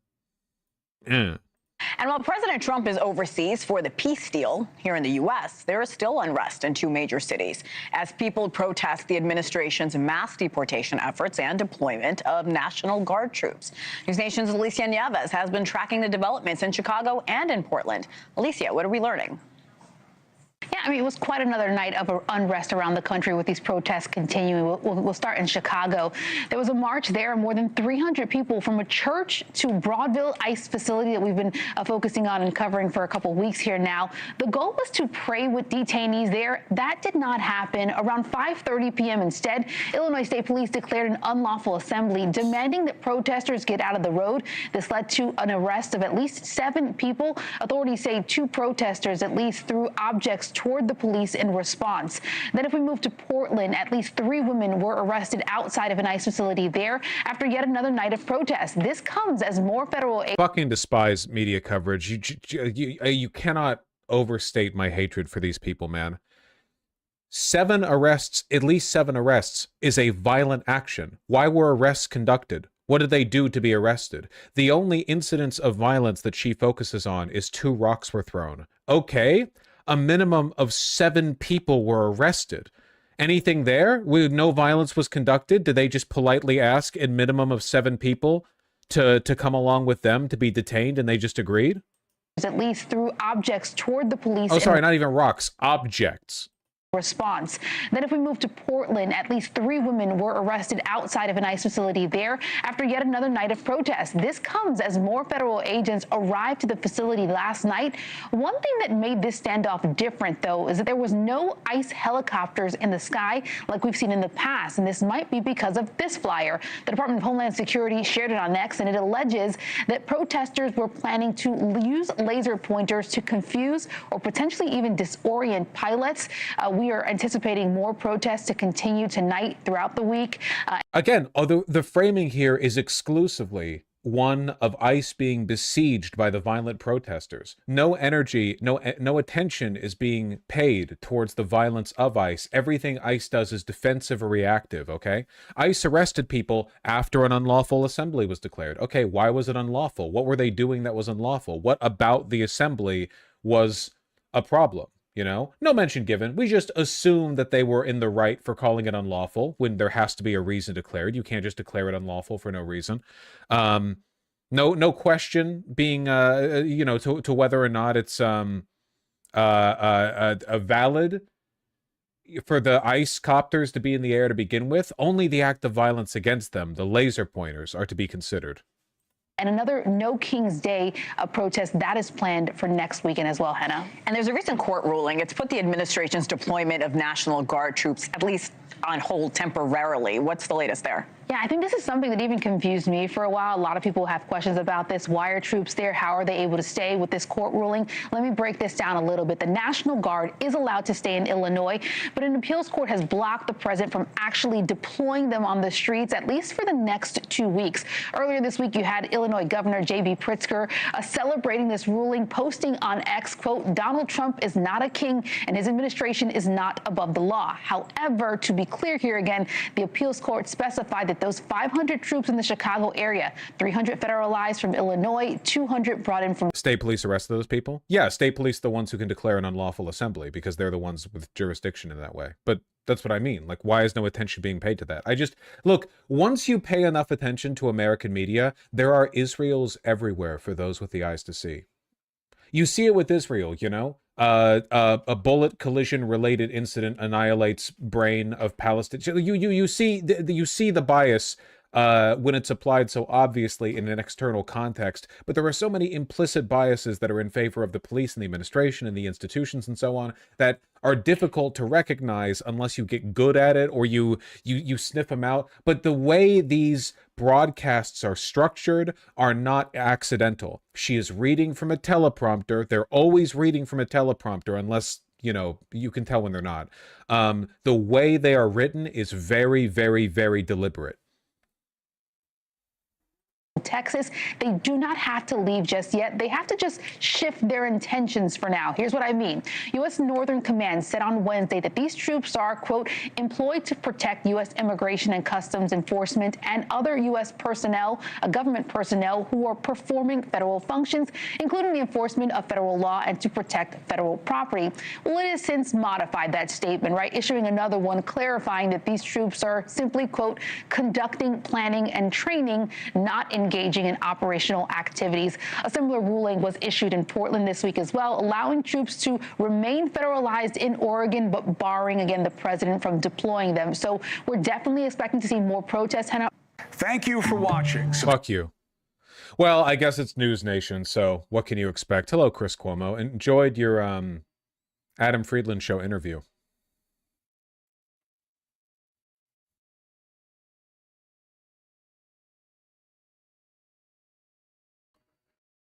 I want to know more about this. I wonder how long the blocked deployment is going to hold. President Trump's deployment of the National Guard remains blocked for now as protesters continue with that over the ongoing immigration crackdown following an appeals court ruling today.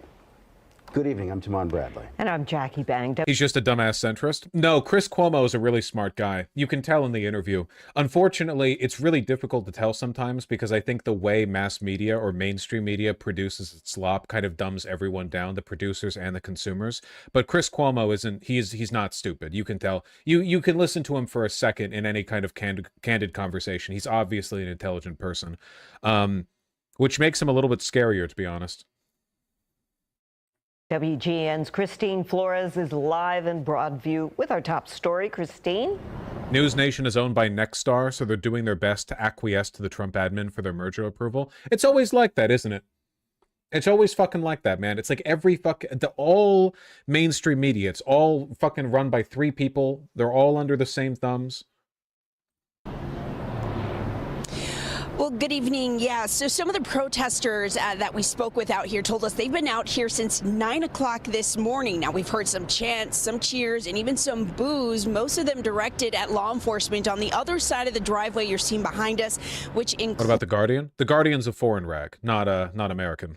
include law enforcement at state and local level. The deployment of the National Guard remains blocked in Illinois now that a federal appeals court has stepped in. Saturday, the court determined National Guard troops. What if Trump just ignored the court order? Wouldn't be the first time. Well, it's tough to say. It's pretty tough to ignore a judge's ruling because things can escalate rapidly from there, and the rule of law favors the judge, which means that a lot of institutions surrounding the judge will also favor the judge. If Trump ordered the National Guard deployed to the streets of Chicago in spite of the ruling, there are a couple of points of failure, right? For one, the National Guard itself could decline, declaring it an unlawful order. That's not super likely, realistically, but it could happen.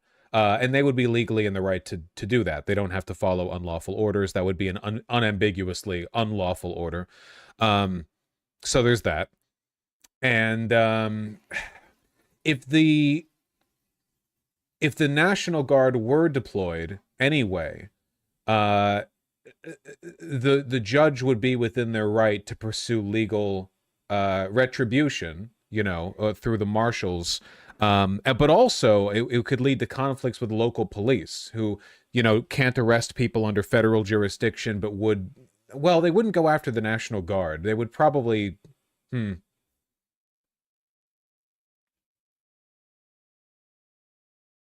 Yeah, I'm not sure. I'm really not sure. I don't know what a federal circuit court could meaningfully do to punish the president for deploying the National Guard. In a system that works properly, it would lead immediately to impeachment and the marshals going after him. But obviously, that's not the world we live in. It would be very difficult. In the state can remain under federal control, but they cannot be deployed.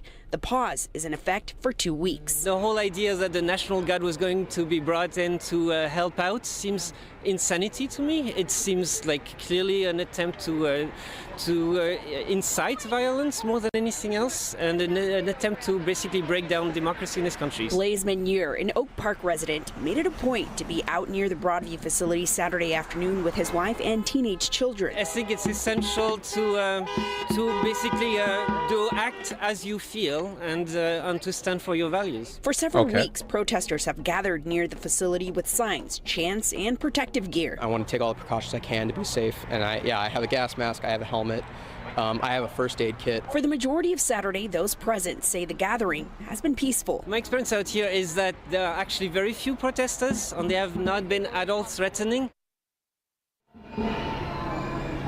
Yeah, it's a pretty quiet protest considering the whole, military deployment to a major American city. What are you gonna do? We're heading to Chicago because we want to save Chicago. Do you know they had over 4,000 people killed in Chicago? Crime down precipitously. The president. J.B. Pritzker, Governor Pritzker, thank you for joining us this morning. I know you just heard Vice President Vance. Bro, your tabs? You're right. Answer whether he agreed with President Trump that you've committed a crime, but what he did say was it seems pretty criminal to him, your behavior. What's your response? Well, you just heard a tidal wave of lies from the Vice President of the United States. It's a bit shocking, and you heard over and over again him just making things up on national television with you. You know, there's a reason why the judge here in federal court said that the administration lacks credibility, and why. Man, I'm sorry. He will never have the fire, man.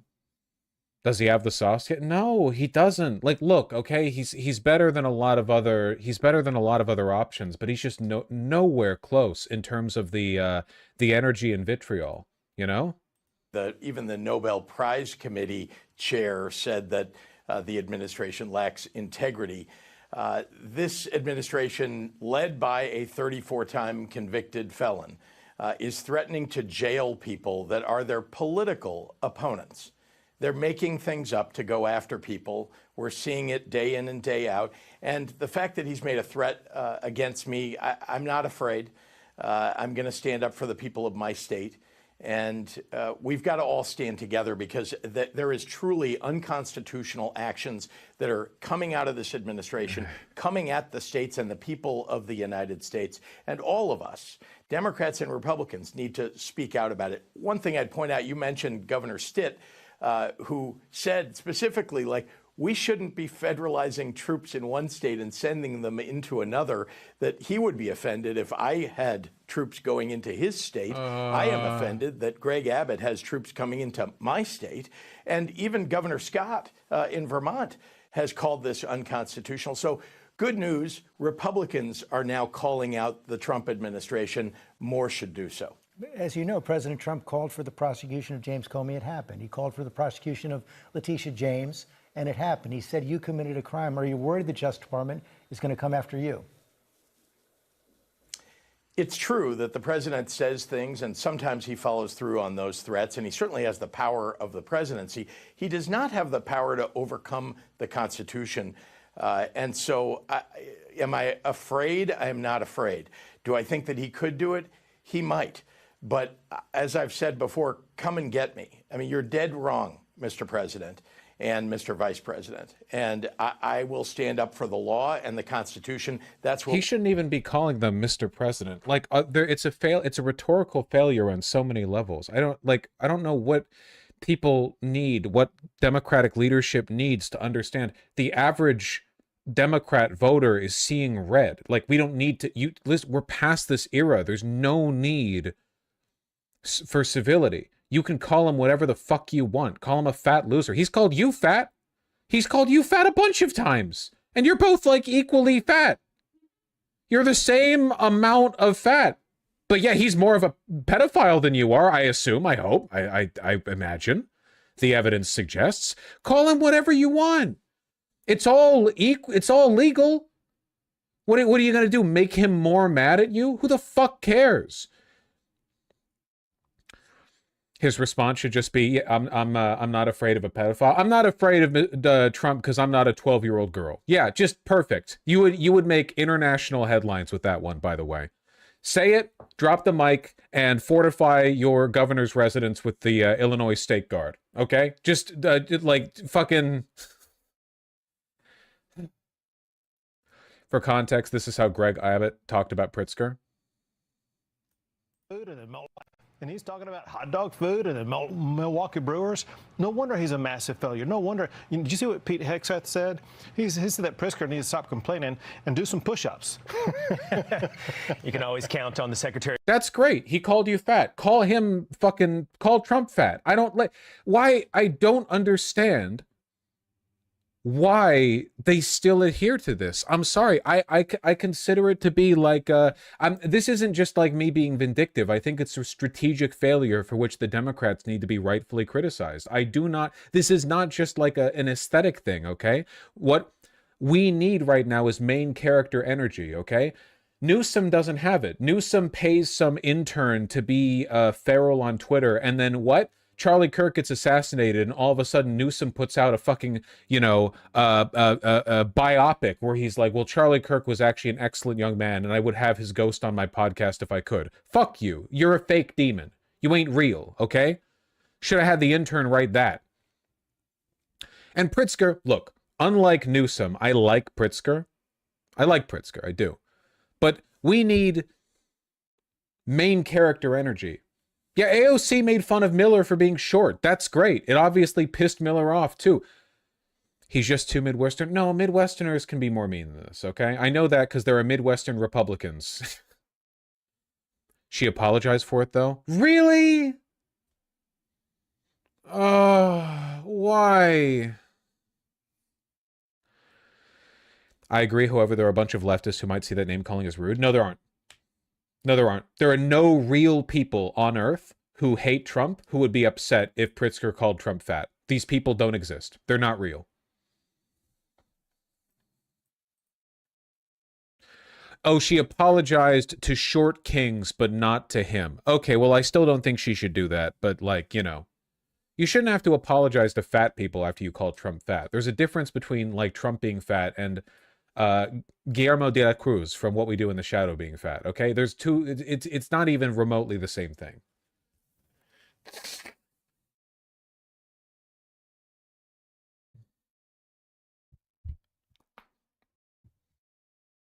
Say that name again. Guillermo de la Cruz. The libs will get mad because it's not serious and unprofessional. No, I don't think that's true. I don't think that's true. I don't think that's true. I think we're past that point. I think that's a myth that we're perpetuating because we see Democratic leadership act that way. We see Democrats in media and in office act this way, so we assume it's like they're speaking for all liberals. But keep in mind that the Democratic establishment is more unpopular with liberals than they ever have been.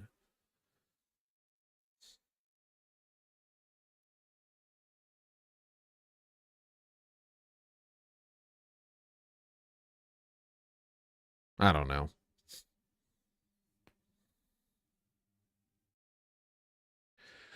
Liberals, the weak ones, leftists want blood at this point. Nope, again, you're wrong. Stop.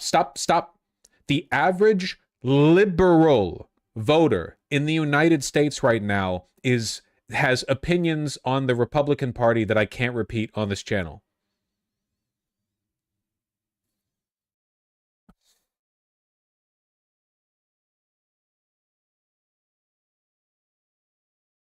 They are Fed posting. They are Fed posting. What was that thing I retweeted from Red Black Salamander?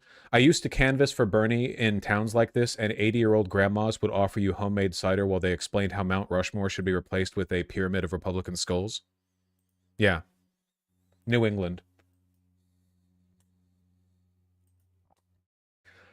I have been an advocate for liberals coalition building with lefties basically since day one, okay? I think that liberals should, when necessary, bend the knee, like they should have in 2016 to Bernie Sanders, rather than doing everything they could to axe him, you know? I think that at the end of the day, in addition to the, you know, desirable victory of socialism in the long run, we need to win against Republicans. And, in light of that, right, we have to work together when necessary. This is a moment, I think, where we need to give the liberal voting majority their credit so as not to make strategic mistakes, right? We don't want to be stupid with this, okay? Liberals hate Trump. Hate Trump. The moderate liberal is a fantasy cultivated online to appeal largely to Republicans. These people don't exist in real life. Overwhelmingly, they don't exist. The people who were willing to vote for the Democrats to begin with hate Trump.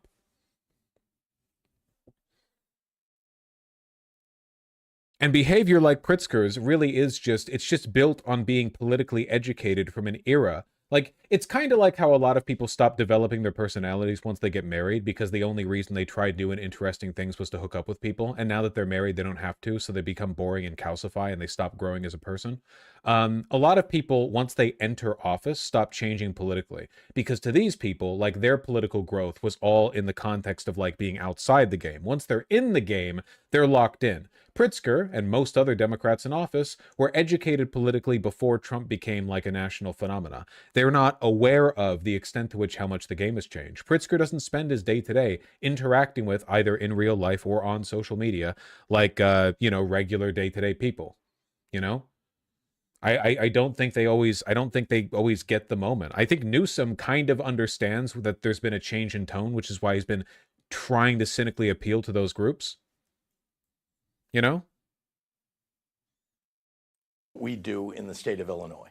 The latest federal judge has allowed troops from Texas to remain in Illinois, but said they can't be deployed in Chicago. What is the situation exactly on the ground right now? I'm glad he's less of a Zionist than before Masaigu, but it doesn't really change my point on this, you know? The Zionist stuff just might not have come into as sharp a focus since October 7th, now that it's like the dominant political topic in all mainstream conversations at the federal level. What changed with Bernie and Mamdani? Nothing. Mamdani's quite young and was politically educated in a post-Trump America before becoming a city councilman, or a state assemblyman.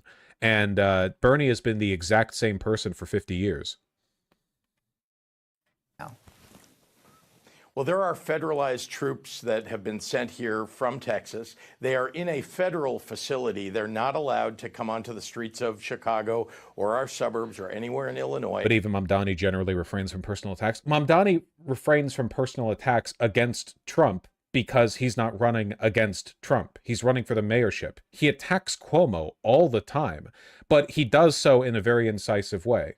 Like, Mamdani is very civil, but he's civil in a very aggressive way. It's not this like, you know, first of all, Cuomo is just a washed up former governor sex pest, okay? Cuomo is not the president of the United States deploying military personnel to your city, all right? He attacks Cuomo in a tone that is befitting of Cuomo's stature. But in Pritzker's case, he's dealing with a lunatic wannabe king who's deploying soldiers and threatening for his arrest. Pritzker should be saying whatever the fuck he needs to, you know? The gloves are off. The skin has been pulled off the hand of the underneath the glove. It's a bone hand now. There is no longer any like permissible range for needed civility. You don't have to say Mr. President. You don't have to say Mr. Vice President. You don't need to say people are offended. You don't need to make appeals to hypocrisy. You don't need to argue that what he's doing is illegal. You can just call him an evil, fat, pedophile piece of shit who's deploying soldiers because he's mad that people hate him and every poll says so. Just give him every day more shit to get mad about. Make the national conversation between you and him, you know? According to the determination of the judge. We have also troops from California, not sent by California, but rather by the president when they were deterred from Oregon. So we've got two states, other states' troops, and of course the Illinois National Guard that's been federalized and under the direction of the President of the United States. None are allowed on the streets of Chicago right now because we've won the temporary restraining order and the appeal of that TRO. And we hope to continue to win. Look, we've got to rely on the courts to do the right thing. See, again, like this rhetoric is just incredibly weak. Listen, the courts will back us because we are in the right. The president's behavior is illegal. He wants to deploy soldiers because he's mad about his tiny penis. Just what, like why appeal towards the perceived morality of the courts right now?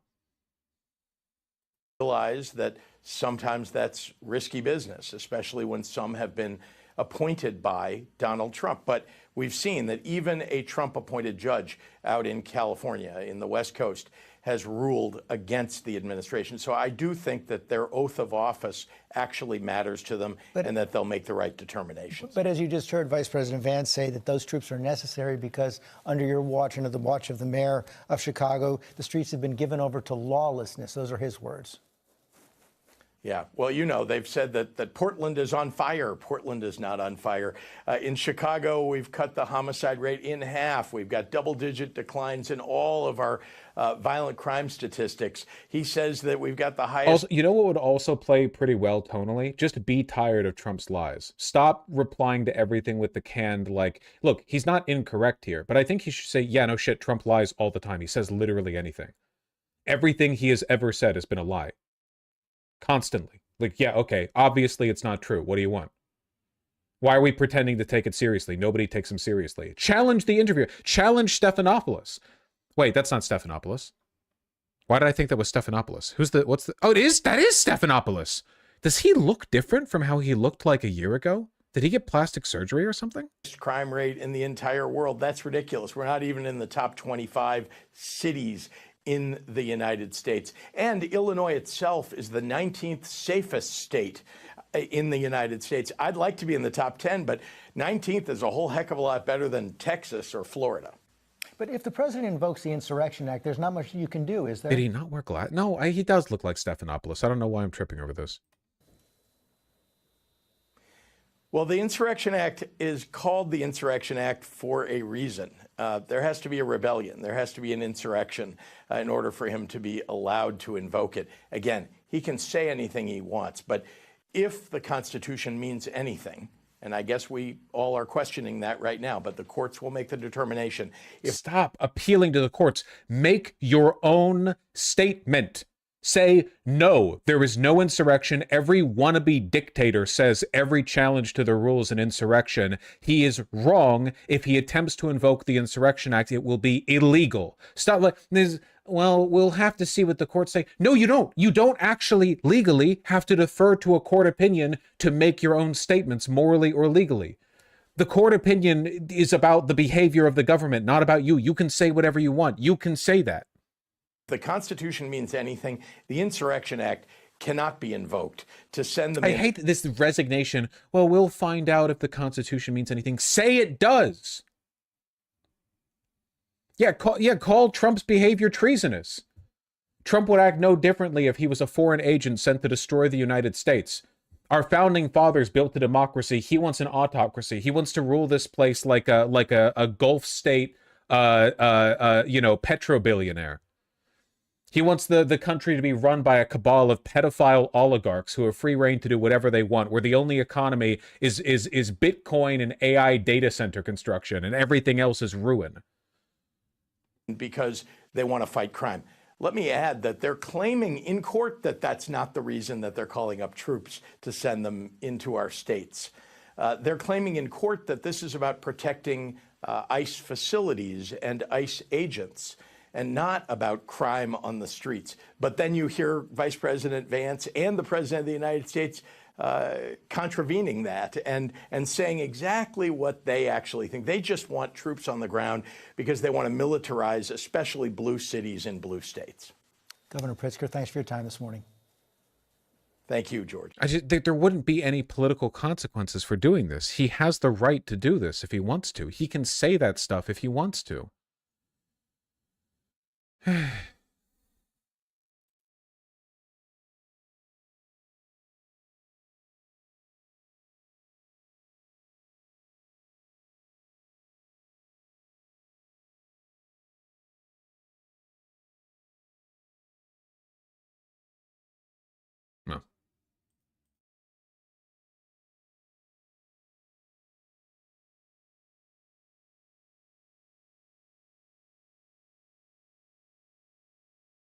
Don't read the comments, they're all bots. Yeah.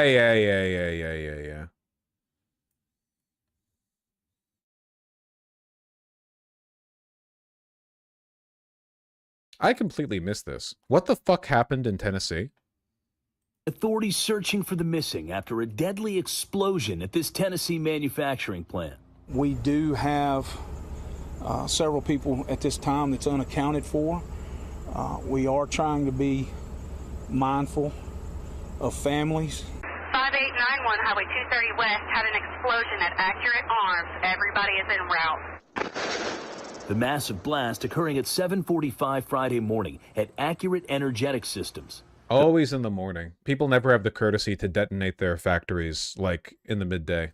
A facility with 80 employees that manufactured explosives. It's probably been one of the most devastating situations that I've been on in my career. The building completely leveled. Drone video revealing the crater where it once stood. Vehicles in the parking lot charred. The explosion felt all the way across town. This Ring camera 11 miles from the plant shows the shaking. Debris making its way nearly 4 miles away to the yard of Lauren Rourke. The whole house shook. I looked out my bedroom window and I could just see all kinds of insulation debris just falling down. It's all over our yard, all around the house. At least 18 people remain unaccounted for, and this morning... I'm just going to guess that's probably because they've been reduced to like a fine mist, right? This seems, if nothing else, this seems like a pretty quick death. Yeah, I don't... I mean, small comfort, but, you know...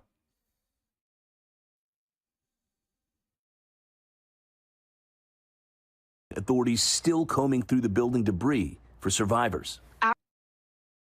Okay, I know they're not really combing for survivors, probably, right? They're combing for remains to identify bodies.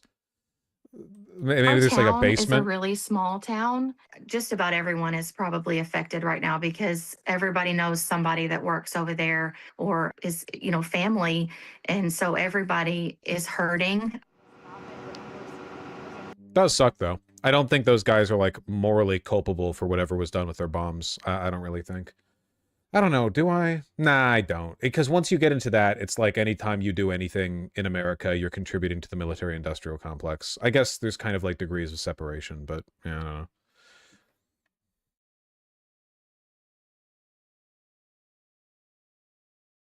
Well, again, the investigation continues this morning. The search for the missing, as well as just trying to figure... Holy shit, this guy's layered the fuck up. Look at this guy.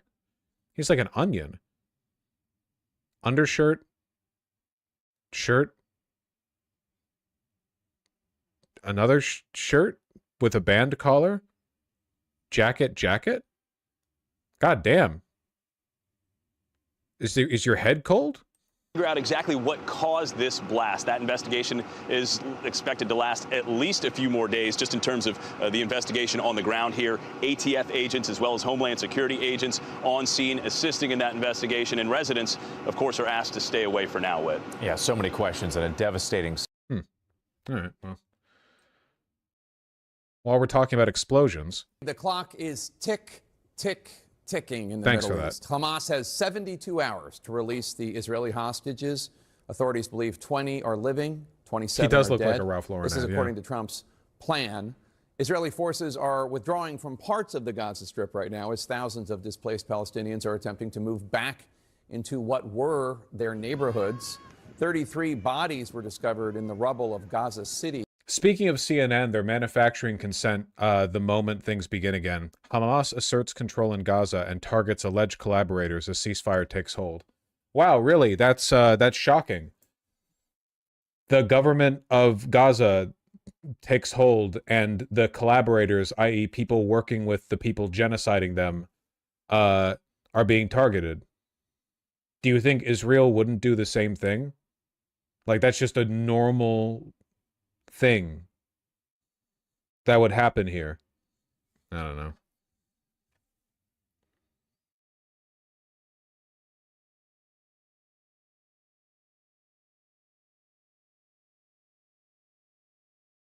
Hamas's internal security forces were pictured in the streets of Gaza City on Saturday. There have been multiple reports of clashes between the group and clans opposing it in recent days.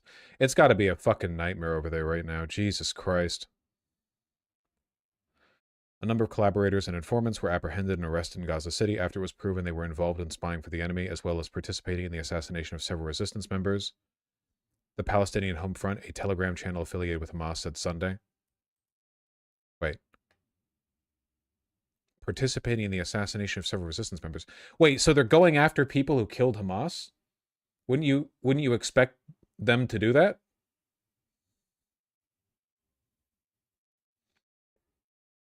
The number of official deads about to skyrocket now that they can search the rubble of all those buildings. It'll take ages, but also a lot of people's bodies have probably been atomized.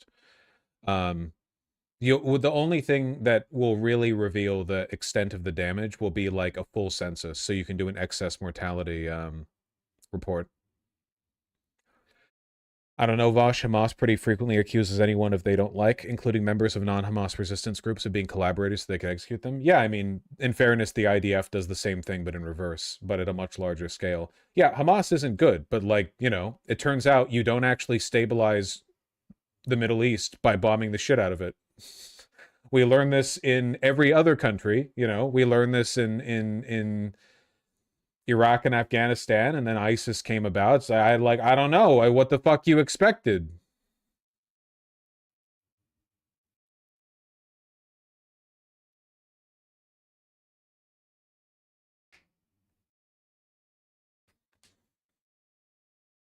No doubt.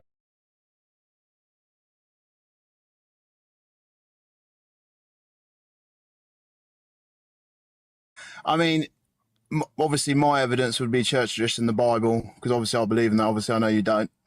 But I mean, the fact there's so many manuscripts and a religion came from a very, a very small area in the Middle East, and it's somehow grown into a global sensation and people still believe it. So, I mean, there's got to have some weight to the story. It must have some philosophy to it for obviously so many people to believe in it. But that's just my opinion, obviously. Yeah, I think that this is easily explained on the atheist world.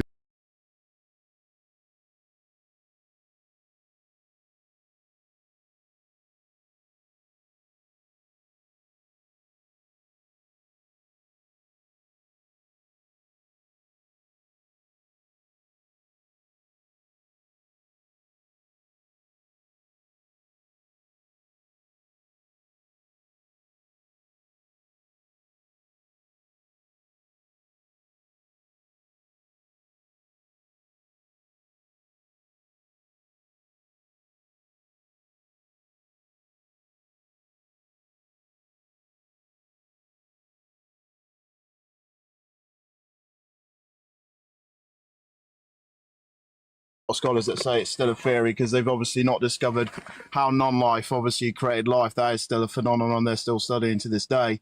I could explain that to you. Like we Well, actually, how non-life- yeah. So we have nucleotides will you don't form on like, their could you own, just, like, especially in the ocean vents. Like lots of interactions happening consistently in these like amino acid rich environments will lead to the form of nucleotides, and then nucleotides on their own will come together and form strands of RNA. Now, we have research done that's definitively proven that there's a 1 in 100 billion chance of forming exactly the right strand of RNA for any given RNA strand that gets formed. And that's unlikely, but it's not so unlikely when you consider the sheer number of atoms and molecules that exist within those ocean vents.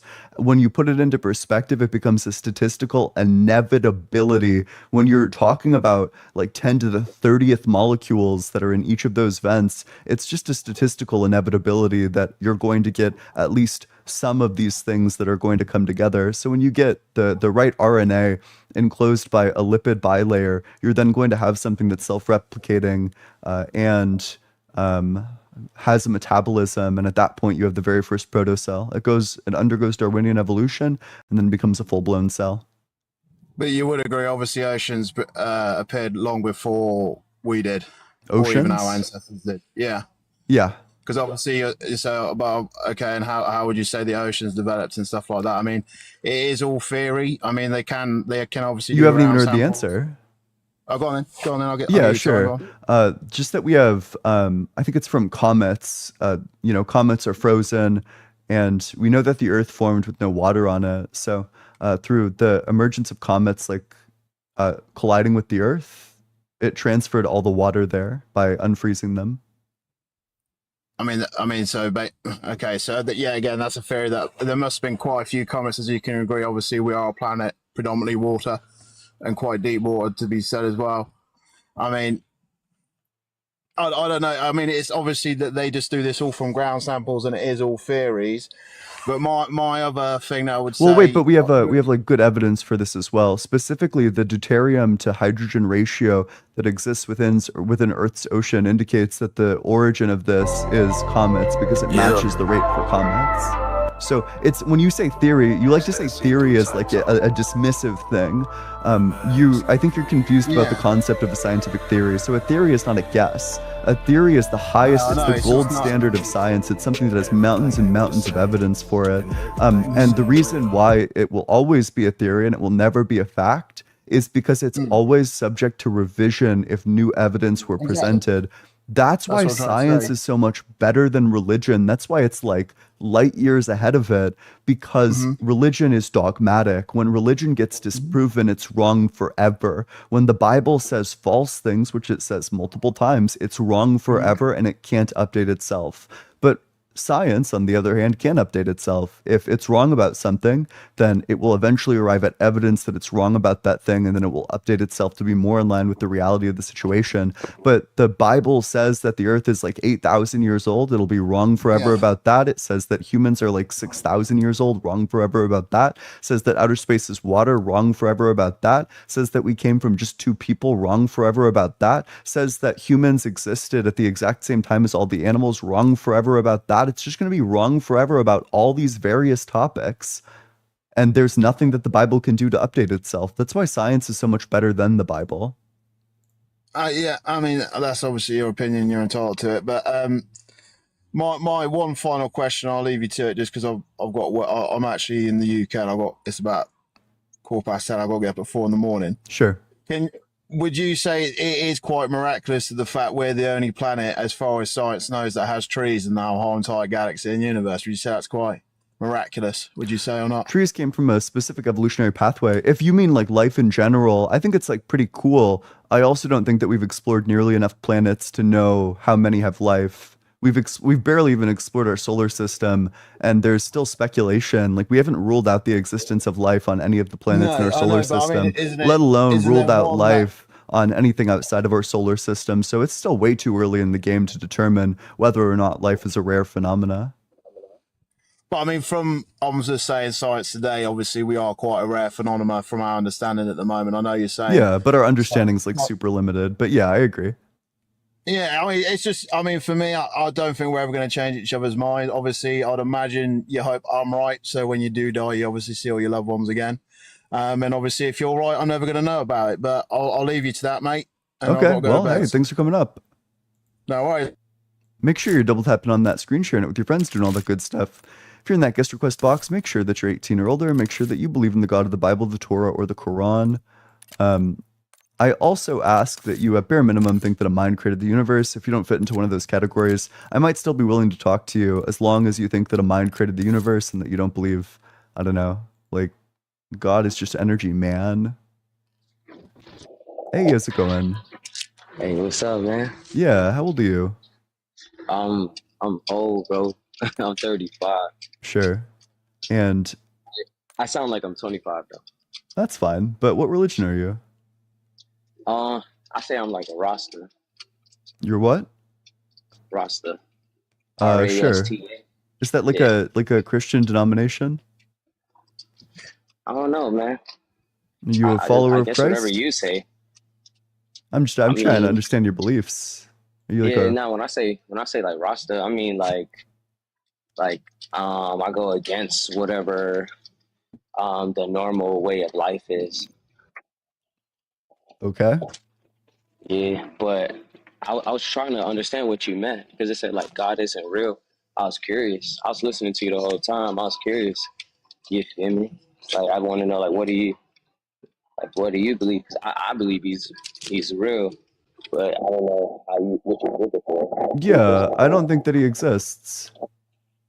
Okay, and why you don't believe that? Yeah, I think that there's like contradictions in his properties.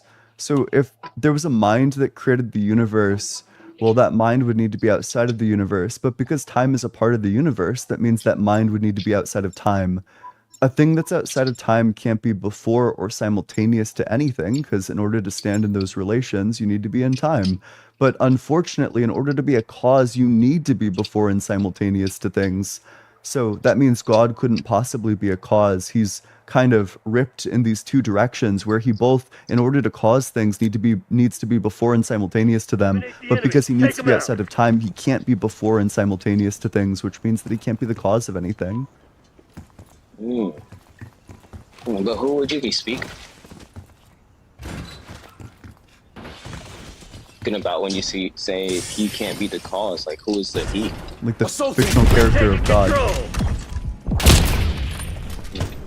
So why do you like come up with a fictional character of him? Because that's what it is. He's not a real character. He's a fictional character. Would you say he's a fictional character that is a real fictional character, if that makes sense? I'm not sure what you're asking. Are you asking, like, is he like a real fictional character that people actually invented?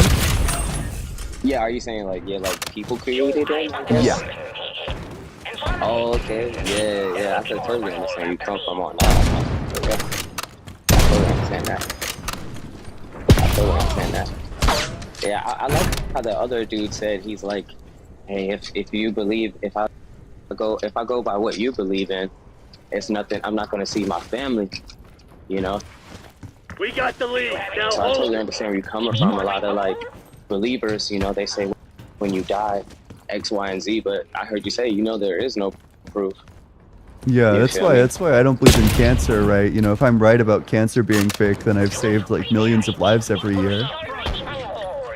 Right? But you know what it is for me, bro?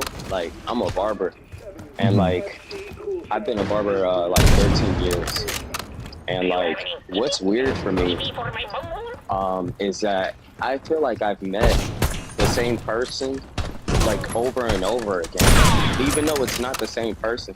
Sometimes they may look exactly like it. Like, there's a word for that, for guys, like people who look like you out there in the universe, you know, but they don't know anything about that last person. So that's kind of what you sound like to me. It's like, I totally understand where you're coming from. It's kind of like you didn't really get any proof of them. So for you, it's not real. So I say keep going with that, bro, because like whatever you believe in has obviously got you this far. You feel me? Yeah, hey, well, thanks. I appreciate your encouragement in my journey as being an atheist. What a chill dude. All right, on to the next one. If you're watching this on some other platform, drop those likes, drop those subscribes, do all that good stuff. Allow me to. Larry, thanks so much for the $10 super chat. Massive W to Larry. Big W, Larry. I appreciate it. That helps me strengthen my ability to get the things that I need for my channel, like the books and the resources of that sort. I appreciate that, Larry. Carissa, thanks so much for the super chat. How do I call? You go to TikTok, and you go to allegedly.ian is my account. Jackson, thanks so much for the super chat. Got you flustered, kid. I'm not sure what part and like during which debate I got flustered. I feel like I've been doing really well in all of them so far. Nobody on fire, thanks so much for the super chat. Is it just me or the callers getting worse and worse over time? You slammed the wannabes too hardy, and I think so. I think I didn't encourage them enough. I think maybe the ones who have potential, I should be like, you know, don't quit. You got this. Keep on pursuing your God-defending journey. You got this. Maybe I should give them like resources. Maybe I should like coach them. I should like watch the replay with them and be like, when I say that, when I give this argument, you should give this counter argument, so that I can create like theists who are competent at arguing. I'm Big Cheese. Thanks so much for the super chat. Reality is flipped by designing like a video game. Cool story, bro. How much HP and mana did Jesus have? Infinity, but not infinity. Eric, thanks so much for the super chat. If God isn't real, who gives CJ money when he does a stunt in GTA?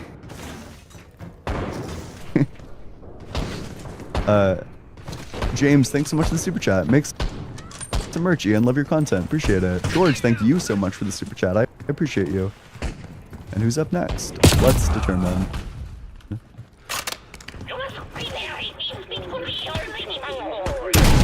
Nope. Nope. Nope. Yeah, this person's up.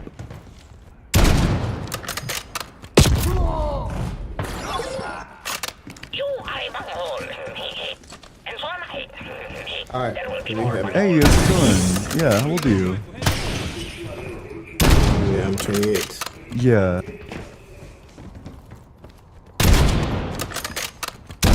And what religion are you? Right now, I can't say, but I was actually raised in a Christian. You're a bit quiet. Could you speak up? Yeah, can you hear me better now? Okay, so you're Christian, right? Yeah. I was born in a Christian family. I was raised in a Christian family. I stopped Christianism in school, though. But not for reasons. So you're not Christian. It's complicated, but I do believe in God. So Okay, I think that- and by God you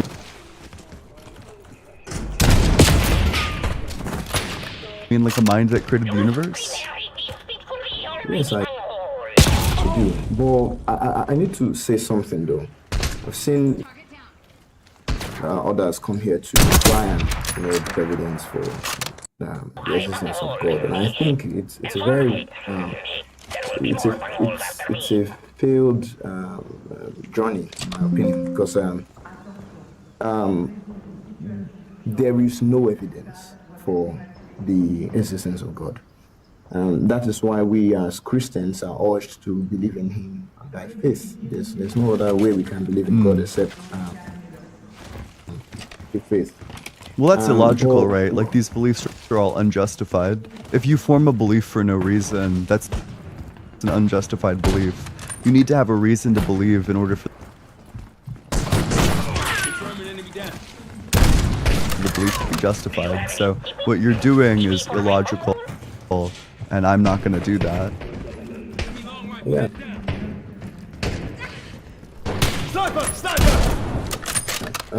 Well, I'm from Nigeria, actually. I'm in Nigeria.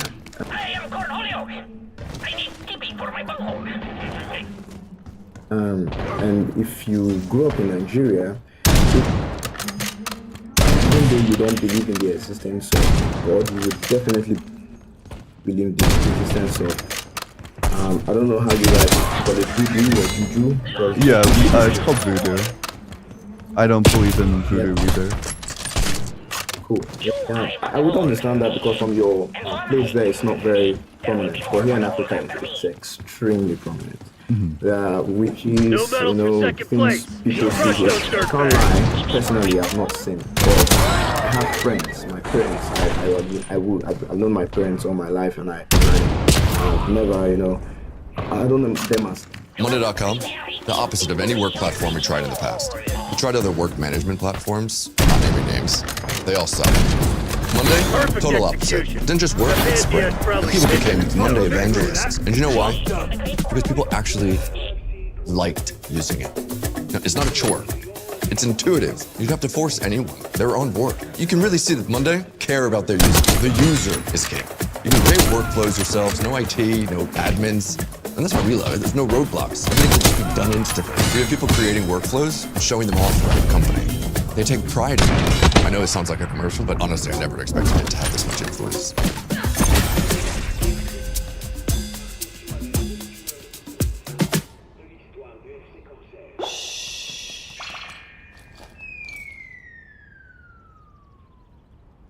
So the thing is, I feel as much as there aren't evidence to prove that God exists, where I am from, there's just so much persons saying they've seen juju, they worship juju. Maybe something to consider. The types of beliefs and the way that we interpret our experience is largely shaped by cultures and cultural imagery. For example, at the height of the Cold War, I'm in America, so I know a lot about the Cold War, like a normal amount. The craze around like UFO abductions, aliens, things of that sort started getting very popular around the time of the Cold War. All of the movies got popular. All like the alien movies about like the Earth getting destroyed became popular around the Cold War. And that's because the imagery of aliens destroying the Earth lines up very well with the idea of America getting destroyed by the Russians, that these foreign like people come and just like obliterate the country with their like nuclear stockpile. This lines up with the like the culture is shaped by your experiences are shaped by culture, and the offshoot of this is that people started reporting being abducted by aliens. That was the first time people had ever done that. They started interpreting their experiences as alien abductions, or as being like in contact with aliens. The culture shapes the way that you experience these things, so it makes sense that your dad and your uncle might have the same description because they have the same shared cultural imagery. not necessarily corporately. I'm talking about what they say. But you can actually say that they're lying. I don't think they're lying. I think they're wrong. I think when you see something and you say you saw something, or when you not see something and you say you saw something, that's like wrong. No, not necessarily. You could be wrong. Explain to me Yeah, like I don't know, like if you saw like some like little thing, let's say, I'm not sure what the details of the situation are, but right, like if you see an animal that you don't recognize, or like an animal that you can't clearly make out, and it like scampers across, I don't know, like the wilderness, you might think, holy shit, that's a demon. What about you? I understand what you're saying. Let me tell you the story.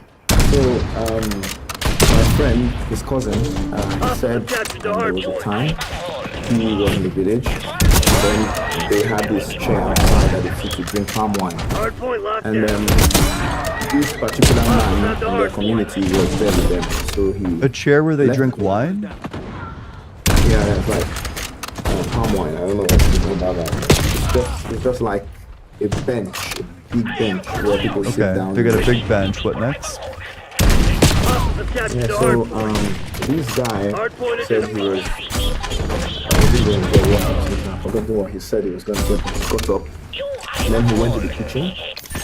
And then when he went to the kitchen, just minutes later, people came and said that he's dead in the farm. And the farm is like it's foul. And these stories are they are popular stories, and it's quite hard to not believe that, or rather, I think it's harder to people believe die that literally all the time.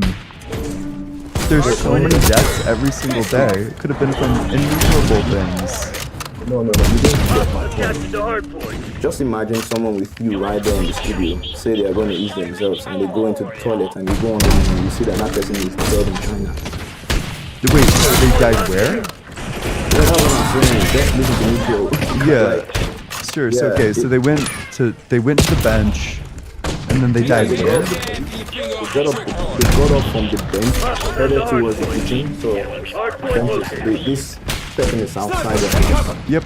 Went to the kitchen to get something, and people ran from like another direction and said, "Oh, this particular person that they just saw right now going to the kitchen is dead in the farm." Is dead in where? In the farm. Like they went to the farm and they dead in the farm. And how far away is the farm? It's far off. It's far from the. I don't know. I didn't make this story. I didn't tell this story. I just heard it. Well, that's not the first time I'm hearing it. I just don't. If you're saying the course of events is that the person gets up and then walks out, and then immediately somebody runs inside and is like, that person just died like 10 miles away. Well, the explanation's very easy. That didn't happen. There's no evidence of it. No matter how you're going to talk about it, man, I have the same reactions. Trust me. I'm not trying to annul your reaction. I have exactly the same reactions to these stories, and there are so many of these stories. I have seen. Have you seen an egg? Wait, I just don't know. Why are we moving from like scenario to scenario, right? Like, do you have evidence for any of these? Well, I do not. Well, I said something earlier. Then I don't really care, right? Like, let's just skip all the things we don't have evidence for. Do you have evidence for any of it? Well, I'm not telling you I have evidence for this. Oh, okay. I'm gonna move to somebody who has evidence. Make sure you're double tapping on that screen share.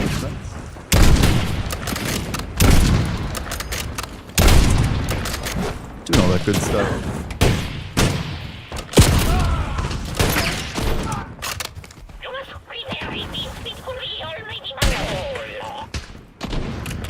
Hardpoint is secure. Hey.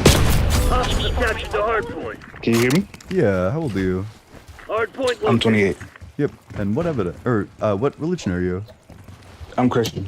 Sure. What makes you think that Christianity is true? Well, when I look at the historical documents of the Bible, I can only draw the conclusion that God is real. Like what? So we have first century manuscripts, Hebrew manuscripts of the Bible that corroborate what we have today in the New Testament. Which ones? First century Hebrew manuscripts. I just Do you mean like the Dead Sea Scrolls? Yeah, why would I think that the Dead Sea Scrolls were true when they were written? Because they are within the first century. So they're within living memory of the people that would have been there at the time. But in terms of which events? The crucifixion and the resurrection of Christ. You have no idea what the Dead Sea Scrolls are, do you? No. Okay, the Dead Sea Scrolls don't contain anything about Jesus, literally no mention of him at all. Alright, but we still have manuscripts that do corroborate. Like what? Our Bible. So this is the first time I'm actually even doing this. So I have I'm just switching over from atheism to Christianity. So I have literally no actual, like point-to-point evidence that I can actually point to. Because like you said, I haven't researched the Dead Sea Scrolls. Whenever you do look at the story of the resurrection of Christ, right, you have 400 eyewitness accounts. And for me, I believe that the Gospels are true. Why? Because the way that they were recorded. So you have two of the disciples that lived with Jesus and walked with him. And then you have two other disciples that were disciples of Jesus Christ. So they were followers of the disciples of Jesus Christ. And they took their stories from what they had at the time, from what's it called, Jesus' disciples. The Gospels were all written anonymously. Come on, you're losing. Why would I think that Matthew wrote Matthew or that John wrote John? So when you say that they are written anonymously, right? Mm-hmm. We don't know who the author is. Yeah. As in, this person wrote this person wrote that. Now, I can grant you the fact that we do not have the author of the authentic manuscript that you want. Pretty important, right? Like if your claim is that the gospel is like really good evidence insofar as it's the word of John and it's the word of Matthew, well, that's a huge problem because we have no reason to think that this is the word of John or is the word of Matthew. If this is just some writing, it's not even eyewitness testimony, then it's not useful. I would believe that, excuse me, I'm sorry for cutting you off. I would believe that it is eyewitness because of the multiple manuscripts that follow. And they corroborate exactly what was written when Jesus was dying. Why would I think? Because not only... Hostiles have captured the hard point. Because you have the Gospels, right? Mm-hmm. And the Gospels, we usually don't have only one. We have multiple manuscripts of the same Gospel. Interesting to say so that. has been perfectly preserved because whenever you look into the Greek translations, there are certain words that do change, but they don't change the overall message of what Christianity is, that Jesus is the Son of God, He is God, and the Holy Spirit. But why would I think any of them are true or written by eyewitnesses? So, again, when I look at the evidence, there are 400 that saw and claimed that Jesus Christ rose from the dead. Like who? Hostiles have captured the hard point. Now, we don't have specific names. Yep. Why would I think that them? All right, I get you. So, we have Genghis Khan, right, Do we have pictures of him, or do we have just written documents of him? Wouldn't be surprised if we had drawings of him. But we have multiple sources that aren't claiming supernatural things. The difference for evidence is the supernatural claim. If the Bible made no claims about God, no claims about the supernatural, then we might actually accept it as having like some historical reliability. The problem where the evidence standard becomes way higher is when you start making supernatural claims, and that's just obvious. You know, if I told you that I had an egg salad sandwich, I would just believe you on face. But if I told you that I flew around the room and breathed fire, or if that's what you told me, I would probably need to see it to believe it. You know, if you're claiming a miracle, that's going to be a way higher standard of evidence, because I have good evidence that miracles don't happen, just the laws of physics. So you say that... Okay. You say that we still don't have evidence. Yeah. We have a story where Jesus fed a bunch of people with the evidence that it happened. The evidence that it happened is the fact that the people at the time corroborated what happened. Name one. That's why we have manuscripts. You Name can one. All right, so I told you already that there is not a singular person where we can't name any of this, right? Like, there's no evidence. This has happened like 3 or 4 times. It's bottomed out in nothing. I asked you for the evidence. I'm just looking for like a source here, and it bottoms out in nothing. Do you have evidence that Jesus did this miracle? Now, when I say yes, I do. What's the evidence? God damn, I love victory. Hotel Sierra. I personally, when you say give me evidence, are you asking for proof? No. Because it sounds as if you're asking for No, proof, because you're just asking me a thing that's expected if the hypothesis is true, but unexpected if it's not true. If it's not true, it's unexpected. Yeah, that's what evidence is, right? Like a piece of data that's expected if it happened, but unexpected if it didn't happen. So again, you're just throwing out the manuscripts that I keep bringing up. The manuscript, like the Bible? Because you don't believe like the Bible, that yeah. what we have is authentic because we don't have the original author. Your argument is circular, right? You're saying that the Bible is true and your evidence for the Bible is the miracles that happened in the Bible, which of course presupposes that the Bible is true. So you're just saying the Bible is true because the Bible is true. The evidence for the Bible is the Bible itself. It's circular.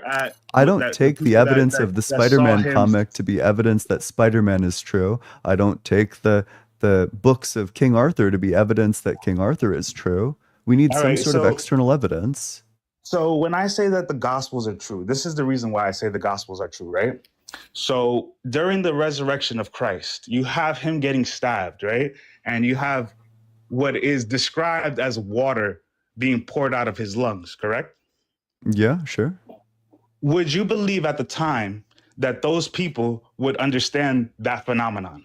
Well, I don't think that phenomenon happened. Whenever a person is dead, when a person is dead and crucified, that water fills up in the bottom of their lungs. I don't think I don't think we have any evidence that actually happened. But I think Jesus was crucified. So again, you think Jesus is crucified, but you if don't your think source that is the source that you're relying on just the Gospels, because if the source you're relying on is the Gospels, because I don't believe in the Gospels. So what source are you citing for this Jesus was claim? definitely, I want to go to his crucifixion, because his crucifixion is the actual one thing that we can point to that said Jesus was alive and he died. Totally agree. Evidence that can prove I that totally the agree he was true crucified. and that Absolutely. they witnessed what they witnessed. Why would I think the because- resurrection happened though?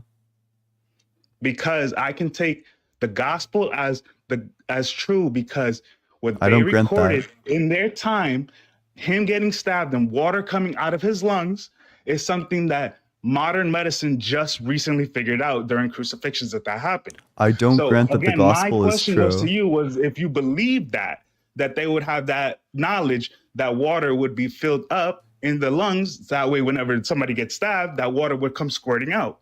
Now, I bring this as a point of evidence, because if they don't understand that medical, that scientific, whatever's happening inside the body, and then they're witnessing it, and they writ it down, that proves that Jesus Christ was there and he died on the cross. I agree.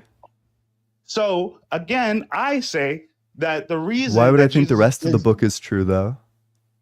because people wouldn't just die for things that they haven't seen and witnessed and believed in. What's the evidence that even a single one of them died claiming the resurrection was true? Give me the source for that. So the death of his disciples is what gives me more evidence to prove that they believe Do you that think Jesus that's a Christ source? had risen Which from source the is dead. that? What source claims that they died proclaiming the resurrection? So we have evidence, and we know the way that Name a Jesus' source. disciples Stop died. dodging. What's the It's name of not the source dodging. that claims that their disciples died for the resurrection? So one of it's not that they died for the resurrection; they died. Then for your the claim Work your frag list. is Jesus just was real. false.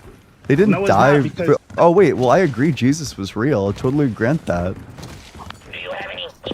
But what you're trying to establish is that the resurrection happened. Do you have any evidence for the resurrection? First, I have to go ahead and Falling behind, establish the Crimson. fact that the gospel is true, and what is Okay. written down in the gospel is true. Okay. So whenever they are writing Watch it! Sniper! about We've the taken death, the lead. Stay on right, and you task. accept the death, right? You accept one Yeah. part of the book, but you don't accept the whole part of the book. Yeah, I accept the natural stuff. I don't accept the supernatural stuff. You're gonna need to provide some evidence for that. So again, you only take part of the scripture, which you say. I don't believe it because it's in the scripture. The belief that I have that he was crucified has nothing at all to do with what's in the script. It has everything to do with the external sources to the scripture. It's the because external Tacitus, or I think Josephus specifically, is ours. is the one who notes that Jesus was crucified. That's why I think he was crucified. It's because sources outside of the Bible make that claim. The reason why I don't think he resurrected is because They've there taken the are lead. no sources outside of the Bible that make that claim. So again, his disciples dying for their belief is not evidence for you. For their belief in Jesus, that he resurrected or that he existed. That he resurrected and he was God. What's the That's evidence reason that why they he died because they thought that he resurrected? So the Romans, I believe it was, right? There was a story where one of the disciples was put on the cross.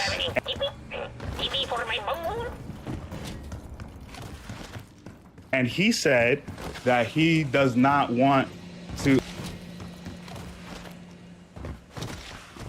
that basically getting crucified in the way of my Lord is too holy. Source? So what the Romans did is they flipped him upside down. Source? And they crucified him upside down. Source? So this source, I can't show you. You the have source no because clue I'm what on you're my phone. talking about. The source is the Bible. The Bible is true because the Bible is true. Another circular argument.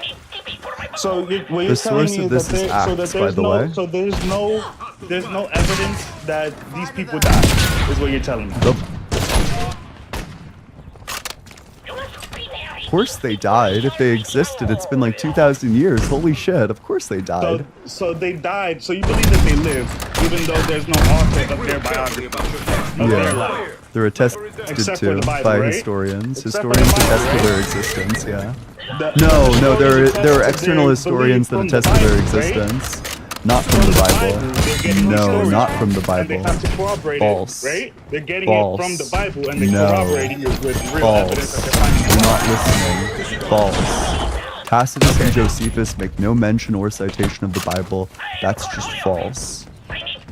I'm not talking about them. That's who I'm talking the about. disciples. That's why I I'm talking believe that about some of the their disciples of Jesus existed. Christ. Although I think that there's a lack of evidence for some of the disciples.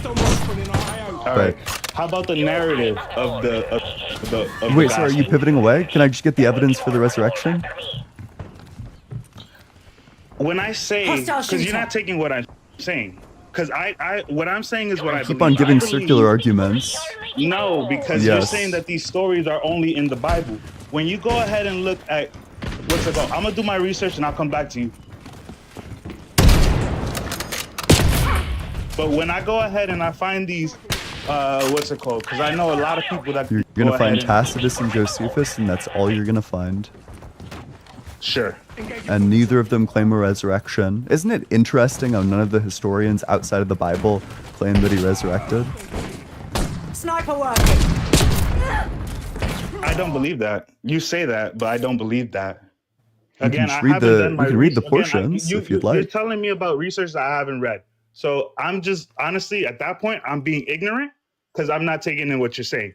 But again, from my sources, I believe that these people died, and the way that these people died, it gives validity to the point that Jesus died on the cross, and they believed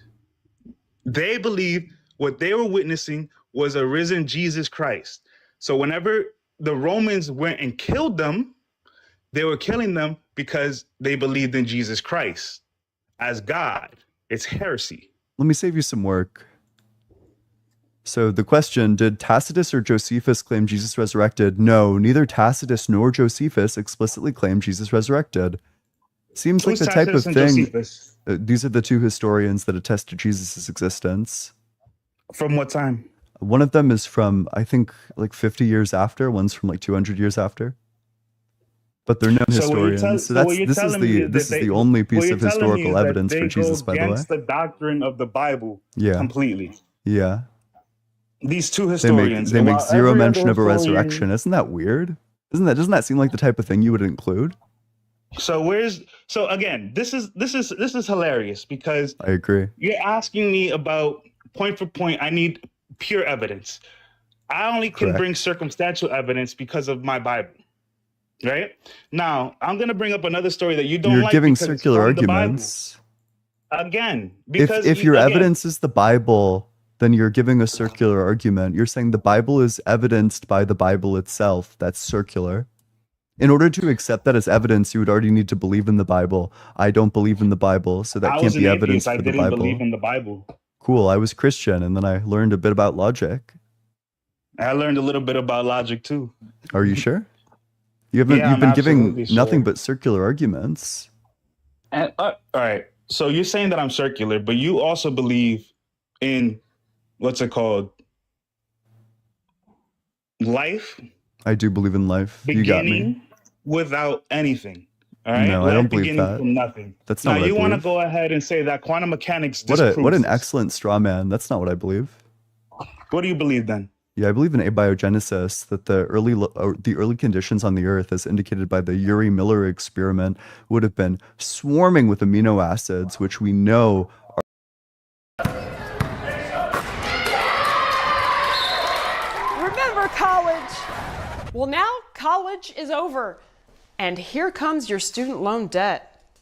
Is private student loan debt wrecking your life?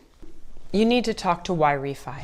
Don't let private student loan debt ruin your life. Call YRefi today.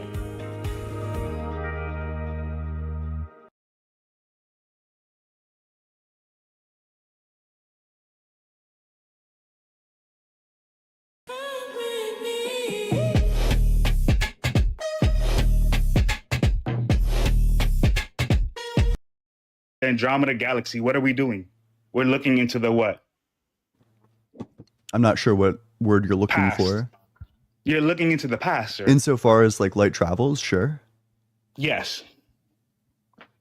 So what I'm saying is we are